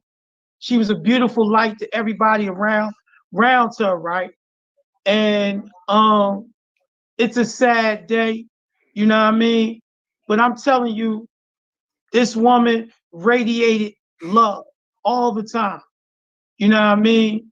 And all her pictures, and every time she greeted somebody, every time I seen her, she hugged me, smiling, talking, everybody. She just was a beautiful, loving person. And so we should take something from that, and everybody, should love life and try to love on their family a little more. We see what's going on in this country. We see how many people we done lost through this pandemic. Shouldn't that make you want to love your family even harder, to tell everybody that you love them? There's not a single person in my life that don't know that I don't love them and I don't care about them, right? I tell them all the time. I tell people that don't even want to hear, because Oh, that's me, dude. a lot of my friends, they just, they real macho, but I tell them that I love them even when they don't want to hear it. And now I got them saying it back, because I don't never want them to not hear that from me. If anything happened to me or to happen to them. So all I'm saying is let's all try to be the light that we want to see in the world. Let's all try to make it a better place in our own way, just like y'all two are doing, right? Y'all literally are trying to make the world a better place by sharing love, by sharing positivity, by sharing inspiration, right? And if we all can do just a little bit of that, I guarantee you the world is starting to take shape in a beautiful, different way. I love you, Jimmy Dennis. Oh, I love you. Lord. Scott. I love you, Jimmy Dennis. Love you, brother. So I come from the same kind of family where it's not that like my grandfather's a guy's guy, you can't can't hug him or stuff like that. He's gone now, but before, when he was older and he really couldn't defend himself against me, I'd look him in the eye, I go, I love you. And I give him these big hugs and he's like, and he loved it. It was really confusing, but I was not going to let that guy leave this world without hearing he was loved by his grandson and forcing him to get hugged. So let's bring more of that. I get it's COVID, but after COVID, let's just run around our neighborhoods and just start hugging people. I tell you, man, the other thing that I be doing, man, when I'm on the internet, I just be loving and liking, almost everything. I'm always saying happy birthday, or always being encouraging, right? Because we got enough negativity in the world. Listen, it literally takes nothing to sit behind a computer and be mean. What's that about? You know what I mean? That's nothing. But to actually try to radiate positivity and put some positive energy into the world. You know, listen, when I came home, I couldn't understand how no talented people were extremely successful for being me, right? And it still doesn't make any sense to me, right? But that's the new thing, right? But the real cool thing should be to radiate positivity and to spread love through the world and not hate. Because that's easy nowadays. All you gotta do is click and then say something cruel. Anybody can do that. And basically, what that is that's a coward move because your life is miserable, so you want to inflict pain on somebody else. Yeah. Nothing that's said tonight has been about anything negative towards anybody, right? All I done went through, right? I'm just telling you that I want justice for every single innocent person in this country and to stop allowing things like this to happen because one day it's going to land on your doorstep. It's going to be your best friend, your daughter, your brother, your son, your cousin, your husband, your wife, or your loved one if we don't get a hold of this and try to make the justice system better for everybody. Bam, bam, bam. Jesus. I mean, wow, Jimmy, you are an anomaly. I mean, I just love your heart and soul. Just to let you guys know out there, in all the time I've been conversating with you, Jimmy, even since the beginning of last year when we were first introduced, you're constantly like, hey, how's your wife and how's your son doing? How's everybody doing? I'm always asking, hey, how's your mom doing? What's going on? You're a beautiful soul, a beautiful light. And I love that you pick up on that. I love that you pick up on that. The fact that, yes, it's easy to be negative and it's easy to be cynical and it's easy to be angry and resentful and hold animosity. But it's like, it's the phrase. And it's so funny because I've heard it so many times in the last couple of weeks. It's like, it's like drinking poison, expecting somebody else to die. You know, we're all pissed off and all frustrated, and we go out there and we go, and everybody just goes, that person's that person's psychotic. Right. But like Scott and I, we've been through some shit, not nearly what you have, but we take that and we make our trash as our treasure. And for me, I looked at it this way years ago, and I tattooed it on my arm. It says, "What doesn't kill me only makes me stronger." Yeah.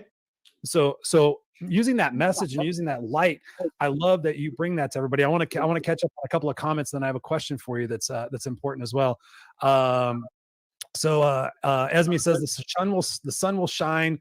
Awesome. I'm so proud of you. She says you are an inspiration. Thank you. And I just met Esme so much.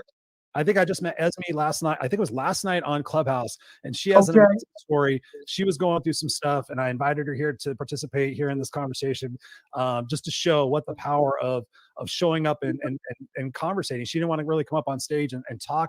She came up there. She shared her brilliance. So thank you for being with us. Same with Kellen Ann. She was up there. She was actually pouring into people. So inspiring show, gentlemen. Thank you, Patricia. She says, Jimmy, you are a gift to all of us. Love. Thank you. Thank you so much. And thank you so much. Truth. We're just going to love on here for a second. Reminder. They not only wanted to kill this man, but he lived through execution dates. Oh my Jesus Christ. Yeah. They locked this man in a cage for 25 years. I mean, an angel. Angel is an angel. Thank you for being here, Angel. She says, the world needs love, and you radiate it very well. Bam, bam, bam. You, Angel. Thank you. And thinking about the positivity of the message, that one thing that Scott and I are really passionate about is the fact that our youth, mentoring at-risk kids. Scott has Go Love Now program going into schools and teaching teachers and kids about the power of love and forgiveness and empathy and shining your own light. What message do you have for the youth of today? You know, I'm seeing some promising aspects of the youth today in the conversations that Scott and I had last year about Black Lives Matter and about the George Floyd situation that was out, the murder that happened. Let's just be honest. What advice, what would you say to the youth of America right now, especially the inner city kids, the Black kids, the Hispanic kids that are fighting, that are experiencing the same racism and the same profiling that you went through? What's your message to them to keep them on the right side of the tracks as opposed to becoming cynical and thinking that everything's bad and negative? So I want to speak to two things. First of all, I love the youth, right? I love each and every one of them. And I really want to say, anytime you get elders saying negative things about the movement, stop listening to that trash, right? Continue to move in a positive way, because none of them are on the front line doing anything. So don't listen to that garbage. That's number one, right? And and I can speak directly to whoever and all that too, right? Because a lot of them are just full of bull crap. So y'all keep pressing on, keep pushing, doing what y'all doing, keep being positive, keep trying to bring positive change. You're doing a phenomenal job. And as far as people in the inner city, sometimes there's going to be people that police our community. They're going to have the wrong intentions. What you cannot do, no matter what, is allow them to put you in the system. And if they put you in the system, to destroy your faith and ability to create, to dream, and to conquer. Because the world is before you, and any of your dreams can come true. If you want to be a lawyer, you could be a lawyer. You want to be an architect, you can be an architect. No matter what your dream is, you can be it. No matter what has befallen you before, even if you've been in jail, you could get out. You could be the next Judge Mathis, right? You could be successful. You could be the next Charles Dalton. There are plenty of examples that you have, that you can be, where you can come from the ground up and be successful in this life. So don't allow them to take away your joy and to take away your dreams, because ultimately you have to understand, prison is designed to break every single person. They had me all the way out south, Western Pennsylvania, right? My dad couldn't afford, my family couldn't afford to come see me like that, but my dad would make it up there every month. And it's too high for every single family to do so. And just so you can know, if you read a book by Michelle Alexander called The New Jim Crow, she speaks about the prison I was at SEI Green. That was a deserted town. Cactus was growing up in there, right? And then when they dropped that prison in there, it became a bustling community. Walmart, Buy Big Boys, Motel 6, da da da da da. Next thing you know, all the guards are coming with cars. Before, they were driving in one truck, one pickup or two pickup trucks, all piled in there. Next thing you know, woof. Prison is a billion, hundreds of billions of dollar business every single year. And you saw what Biden just did to put the stop to that. Finally. That was a good start. To start. And it's just that was a good start. But we got to understand that Black lives are still being traded on Wall Street, on the New York Stock Exchange right now, prisons, right? There are plenty. Listen to this real quick. Explain that a little bit, yeah.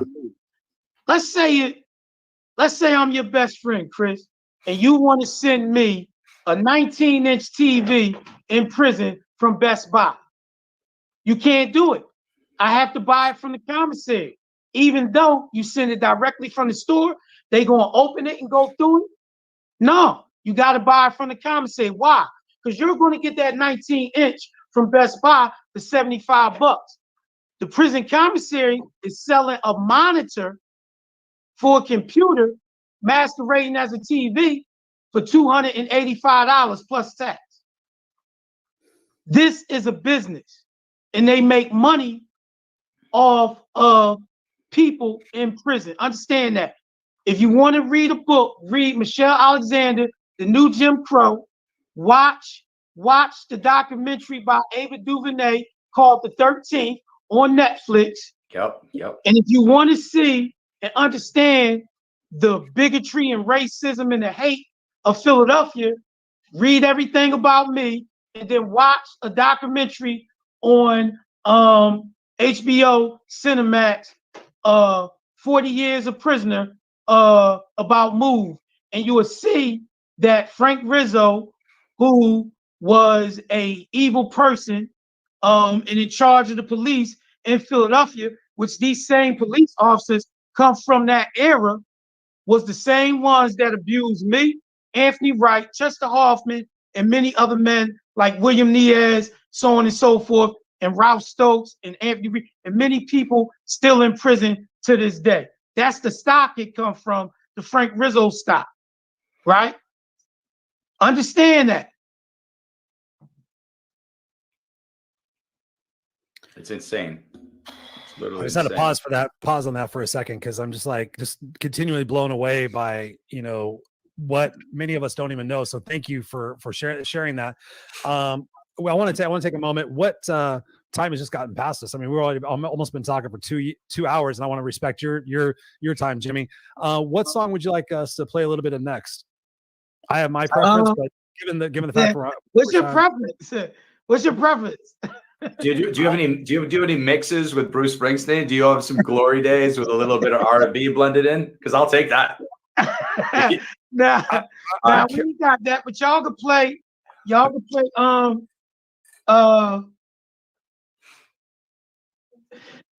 Hate the Skin I'm In, or All You Went and Did It. That's the one I was thinking about. Y'all can play Hate the Skin I'm In, because that's a very deep song, and it speaks to the division in the country. And I wrote that song about for all the lives that have been lost over the years, and all the division in the country, like Breonna Taylor, like the young man in Denver, Colorado, the young man McClain that was killed by Denver, Colorado police, and Michael Brown and Tamir Rice and so many others, and just everything, George Floyd, and everything that was going on within the country within these past years. That's why I wrote it. That song, Hate the Skin I'm In. And actually, if you remember, Chris, our good friend Wallace Johnson actually wrote some poetry. It's a book called 2020 Division. He has one of his poems, I think, is literally the same, if not the same title, very close to that. And I bet essentially we're going to have like a few more shows, because we have other friends that we all have to bring together, and they're going to be phenomenal shows, because you guys got to meet everybody. We got to get everybody together. So yeah, we're creating a movement. We're creating a movement. Yeah. Right, so let's, the young man named in Denver, Colorado, Edwin McCain, I believe. His name is, sorry if I messed up his name, that the Denver, Colorado police brutally murdered. Yeah. Turned off the cameras. Turn off the camera.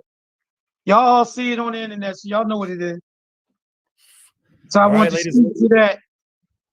All right, well, let's listen to a little bit of Hate the Skin I'm In, because Jimmy, that's the exact song I was thinking about. So I just want to make sure you were cool with it. But yeah, let's hear some of this. Play what you want, Chris. I'm cool with it.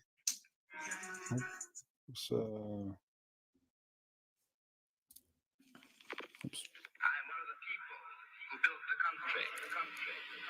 Until this moment, there is scarcely any hope for the American dream, because the people who are denied participation in it, by their very presence, will wreck it.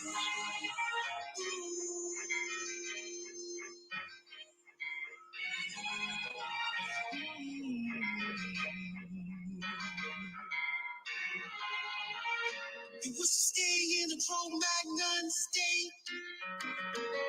Change disarms you of your privilege. You fear me even when I don't seek to harm you. Cause you hate the skin I'm in. Hate the skin I'm in. Hate my beautiful, beautiful, beautiful black skin.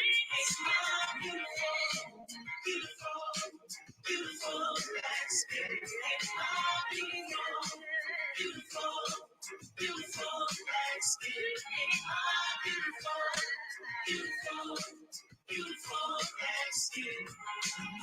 Don't wanna move with me. You'd rather keep us in this place.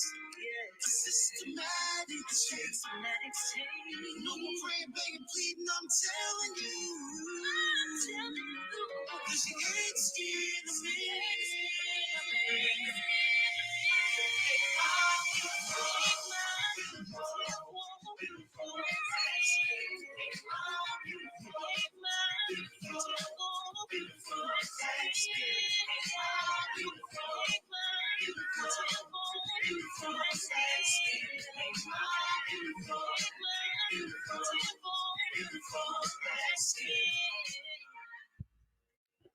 Wow, Wow. Jimmy, yet another beautiful, beautiful song, beautiful Oh, lyrics, thank you, man. beautiful message, beautiful message. So I'm gonna let's see. We got this comment. He wants you to sing sing. something for us. How about if we sing with you? We'll sing with you. R&B, ton of soul. What we singing? That beautiful, beautiful. Yeah, you sing that, fucking Casper. Come on, Whitest man. guy I know. Whitest guy I know. That hurts. No, you know what, Jimmy. You know, with our time left, because I know you're in pain. I know you got a lot of things going on. Really, most important question I kind of want to end with is, what's next for you? I mean, Scott and I talk about this all the time. Whatever's in the past is in the past, and obviously your past is a catapult for the future. What do you got in the works? What can we all do to support you and your music? Obviously, we're going to share. We're going to make sure people are buying it. But what's going on for Jimmy in the next couple of months, next couple of years? How can we support you? More music is coming. May 13th, I'm going to release more music. In the next few months, I'm going to release more music, so you can check for that right now. I'm doing a lot of talking with different entities. I'll say that, about different things in the work, life story, so on and so forth. Right now, there's an article out in Philadelphia Magazine. There's a feature story on me in the music in Philadelphia Magazine, the February issue of Philadelphia Magazine, written by Queen Muse, wonderful writer, Philadelphia Magazine, and just gonna put out more music. I'm gonna keep advocating for the innocent, and next time I come on, I'll sing something for Jay. I promise. Do we get to be the backup dancers? Yes, because I got an outfit for that, and I'm not afraid to wear it. Yeah, Jesus. Yeah. Make sure your skirt's longer this time. I don't want to see any. All right.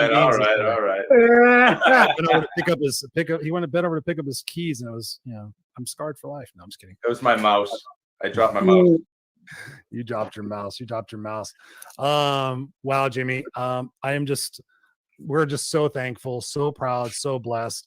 We're so appreciative to Patricia for introducing us to you. We're so indeed. Thank you. All you amazing people, Tracy, all the people in your life, and your family, and just homage to your family and what they have been through, what they've endured, what you guys are going through now. Scott and I, now we are your brothers. So anything you have going on in your life, you appreciate that, man. You have our numbers, get Scott's number, anything that's going on, what we could do to help you. We want to definitely have you back on the show when your album Thank comes you so out, much. and being able appreciate to that. Oh, no, you don't have to. No, we're cool, man. We're family. Like we said, we're all family. And, I personally want to continue the commitment that Scott and I made last year to do more with our voices and our platform to inspire these conversations. So, Jimmy, if you know other people that have gone through this experience that would like to share their story, have a safe place to share their story, we invite you to share that with them. And I certainly will. And anything you have going on, as you're advocating or something comes up and you have a message to share, you always have a home with us to be able to do it here on the Unfiltered Experience. Oh, thank you, man. That's what we bring. That's thank what you. Any final words, any messages that you would like to share with the world right now? Just everybody keep the faith in this time of COVID, and stay diligent and stay safe, and stay prayerful and keep the faith. And no matter what your dream is, run after your dream, chase it with reckless abandonment. Peace and love, everybody. The audience has been wonderful, and thank you for having me. I really appreciate everyone for being here tonight. Thank you so much. No problem. No problem. Is this what, as far as connecting with you, where's the best place to connect with you? I've got your Facebook. Everybody can go to my Music. Instagram. Everybody can go to Jimmy Dennis Music, my Instagram, Facebook. Everybody can go to my Jimmy Dennis Music group. You can always get new information there on what's going on with me and so on and so forth. You know, and everybody can give a listen to the music. Tears This Year, Hate the Skin I'm In featuring Gwen Jackson. All You Done Went and Did It, You Said, are all on Spotify, iTunes, Pandora, Deezer, Amazon Music, Apple Music. I'm everywhere, anywhere music is sold and streamed. Share with your friends. If you like the music, let me know you like it. Awesome, brother. Awesome, awesome. And we're going to make sure those links are in the comments to the show. And just for your benefit, Jimmy, what we usually do after the show is we go back and we interface with all you beautiful people who have left us comments. So I think it'd be great if you have an opportunity, maybe tomorrow, sometime this weekend, to interact with some of these beautiful people. Connect I with will. them. I will definitely. Just yeah. let me know what time I'm there, and I will interact with everybody. Jump in. They're in there. They're already in there. You can jump in whenever you roll out of bed after you have your coffee. They're there for you. Jay said he played guitar, so it's on now, Jay. He promised. It's on. Yeah. It's on. He promised. Yep. Jay's going to play guitar. Scott's going to play Congo drums. I'm going to dance. Remember, backup dancer in a skirt. No, Jay. No, No. All right. I'll do something different then. Hey, you gonna play the Cougars? I can do drums. I can do some drums. I got a djembe drum. I got a djembe drum out there, and I got a shaman drum that I made, so I can play that in a There skirt. you go. I'll be your backup singer and your MC. I'll be your. He says, just give me the key. The key to what? The key to the city. What do you want? Esme says, thank you for sharing your story. Great show tonight. Great interview. Angel says, hey, Jimmy, keep the positivity, keep soaring. Have a great evening, Christopher, Rausch, Scott Goyette, Jimmy, and everyone else. Thank you so much, Angel. Thank you for being here. Patricia, we love you. Thank you, Patricia. Love you. You're such an amazing soul. We love you so much. Yes, she is. Yes, she is. Scott and Chris for such an incredible interview with the most amazing man. Praise and love you, Jimmy. Yes. This is not the last of the conversation with you, Jimmy. So hang on one sec. We're going to put you backstage. We're going to close out the show a little bit. Okay, cool. Well, actually, Jay, thank you, everyone. What key do you sing in? Damn near all of them. Oh, nice. Hey, we got violin. Yeah, absolutely. Yeah, we'll take it. We'll take it. Let's do it. I think that'd be beautiful. We'll just do a one-off Unfiltered crew, and we'll just have music. You know, we got Ty Sweet. We have like my brain's spinning. There's so many people we have to introduce to each other. We'll talk in a few minutes because there's so much good stuff going on here. I just got an idea. Oh, I just got an idea, Scott. Yeah, raising awareness. I got an idea. Perfect. This will be great. Carol, thank you. Oh, Carol Goyette. What? Love the positivity, blessings. Nice. Thank you, Carol. Thank you, Carol. We got the whole Goyette family here. Where's mom? Where's mom at? Mom didn't show up. She's not here. She's in trouble. She's in trouble. Susan Hamill, where are you? Man. We're gonna have to talk to her. She's in trouble. All right, brother Jimmy, hang on one sec. We're gonna say goodbye to you backstage, but don't go anywhere. Holy shit, Scott. Wow, 2 hours and 3 minutes. Man, I could sit there. I literally have 2 more hours easy. Yeah, I mean, wow. Such amazing. What are your thoughts on this whole 2 hours? And I can almost predict your comments, but I would love to hear from your heart and soul because I know you care about the messages that we send here and what Jimmy's message is. So I would love to hear your thoughts on this. So here's what I'm seeing. I'm seeing that I would assume a lot of us are saying right now, how does he come out of 25 years and still have that positivity? We heard some real deep honesty from him. He said the last 2 weeks have been kind of insane. So imagine what he's really going through before he comes out here and gives us, the positivity that he wants to share. He's a human being. Jimmy's a human being. He struggled. He went through some literal hell. I mean, he gave us little tidbits, but like his own sister said, he wasn't given every single bit because he didn't want us to struggle. So here's what I want everybody to hear.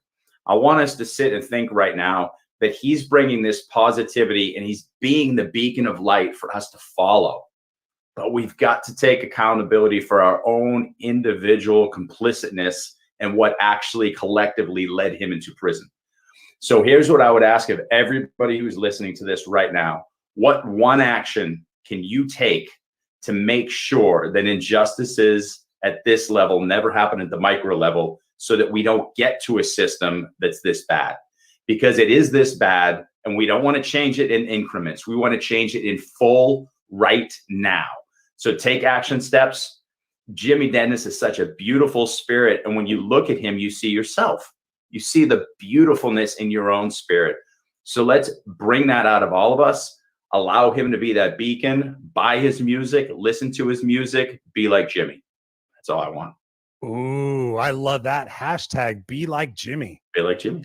Yeah. So many opportunities. So many opportunities. I see him smiling backstage. He's like, oh, don't you even. Don't you even. Oh, hell yeah. Hell yeah. I can agree with you more, Scott. And I'm so glad to be on this journey with you and raising awareness and using our voices, using our platform, using our privilege, using everything that we have in our opportunity to make the world a better place. And especially for those, especially in need of us to be a partner with them, So for me, Scott, it's, getting to know Jimmy and seeing the heart and soul of somebody who has endured, survived, has, done all the things that he has done, that he probably didn't share half of what was going on. And especially, what he's got going on currently, which is something I want to talk to him privately about and see what we could do. But it's truly incredible and so inspiring that you can go through that hell, that torture. Absolute torture. It crushes my soul to think about him having a 3-year-old daughter and not having that opportunity to spend that life with her. So for my message for everybody is obviously to echo what you said as well, Scott, because that's what we're here for to do. And to echo what Jimmy said, we can all easily be mean and angry and resentful and hold negative space for people because of what they did to us and everything else. But in the grand scheme of things, I have personally seen people do that. I've seen them start in their 20s, and now that I'm nearly 52, and I've seen how they've carried it through their years, and I've seen how it's worn on their soul and everything else. And people ask me, like, why are you so positive, and why do you try to use everything for good, and aren't you ever pissed off? And I'm like, of course I'm always pissed off, of course. But the point of the journey is that we're all here every single day to grow and to learn, and not to be the same person we were yesterday, and to see how we can shift our perspectives to be more a part of the solution, and not to be selfish, and to take those risks and to stand up and fight for what's right and what's fair. I know that's in my eulogy, to fight for what's right and what's fair, to risk for what's that mattered. All of you guys out there listening to this message, please, please, please, when you wake up tomorrow, when you go to bed tonight, make a decision. Make a conscious decision that when you wake up tomorrow, you're going to be the light. You're going to be love. It's not going to be easy, but look for ways and opportunities to make somebody's life a little bit better. Make your family's life a little bit better. Say hello. Listen to what stories they have going on. Play games with them. Go out in your community and see what you could do. There's a lot of people right now who are hurting, the homeless. And there's so many different opportunities out there for us to make a difference and shine our light and get past all the rhetoric and all the bullshit that just ultimately divides us and does absolutely nothing to unite us, does absolutely nothing to make the world a better place. So my goal and my inspiration for all of you guys watching this and listening tonight is that it's something like Jimmy said, that when we look back in the history books, 40 years from now, and our kids are learning and studying, I want them to look back on 2020 and 2021 and go, holy shit, those guys disrupted what was not working, that had never been fully changed, and those guys got to business. And now we live in this world where there's equality, there's opportunities for everybody. You're not judged by the skin color, you're not judged by your sexual preference, you're not judged by anything else that we put labels on to say that something's different than who we are. We're all drops of water from the same puddle of water, the same ocean, right? So when we start seeing each other that way, we don't see each other for the containers that we're in, we see each other for the souls that we're in.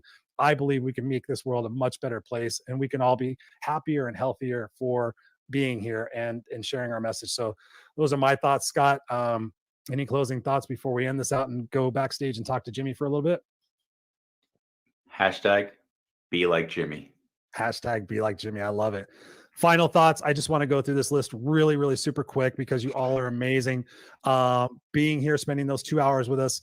Teresa, Patricia, Craig, Kellen, Danielle, Colleen, Teresa Adams, Hennessy, Esme, Peggy Williams, Jay, love you, Jay. Barbara, I love you, baby. Thank you for your support.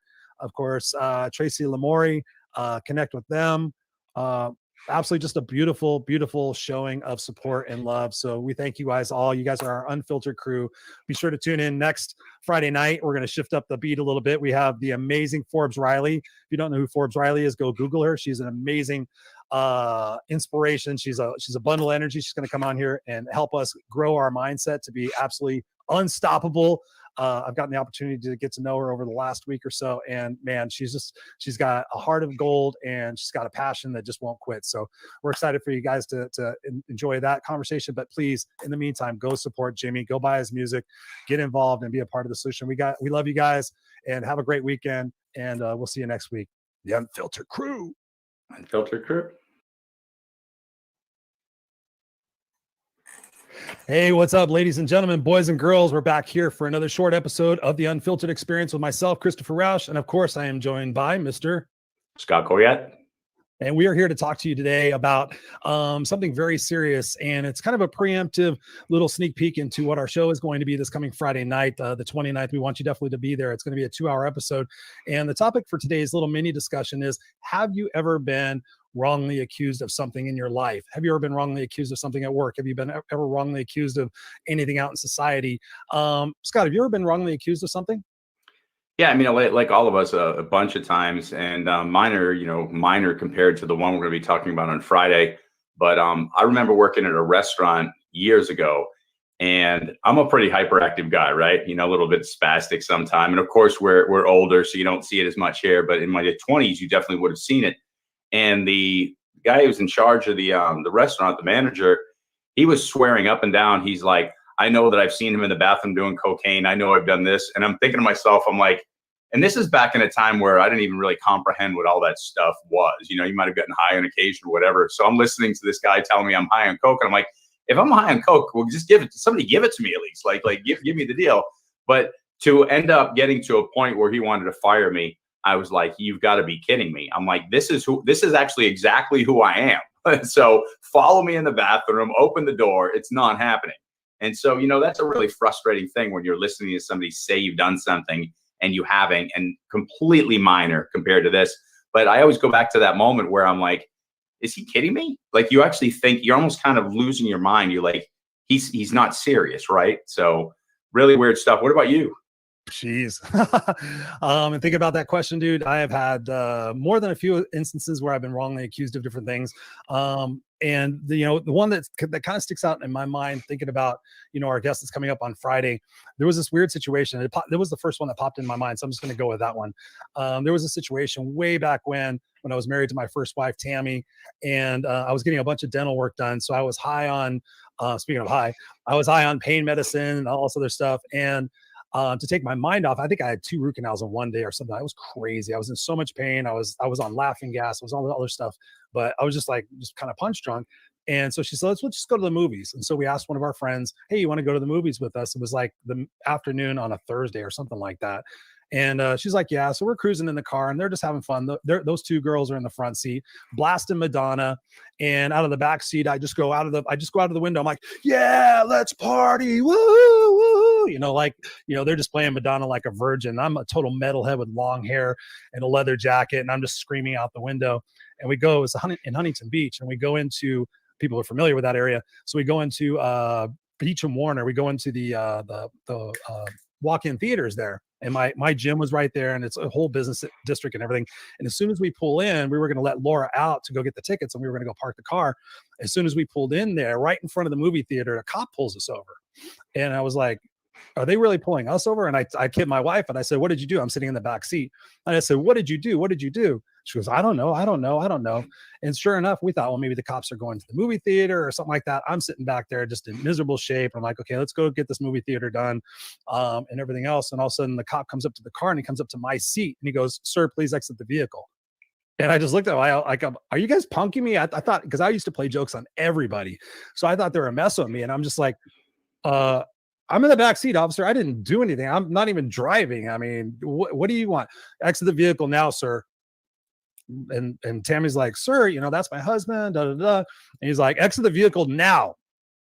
And I was like, all right, whatever. And I get out of the vehicle and I'm like, what? And I'm expecting, whatever. Just, I had zero idea. All of a sudden he spins me around, pushes me up against the car, puts my hands behind my back and says, ladies, is this man harassing you? And I'm in front of the movie theater. And for a Thursday afternoon, there was probably about 30 people out there. It was pretty busy. Can't remember if it was summer vacation or whatever it was. I know I was immediately embarrassed. I was like, what the hell is this going on? I kept turning my head and I'm like, officer, what did I do? And he says, just shut up. And I said, officer, what'd I do? And then all of a sudden Tammy and Laura start freaking out and they're like, what's going on? And there's a crowd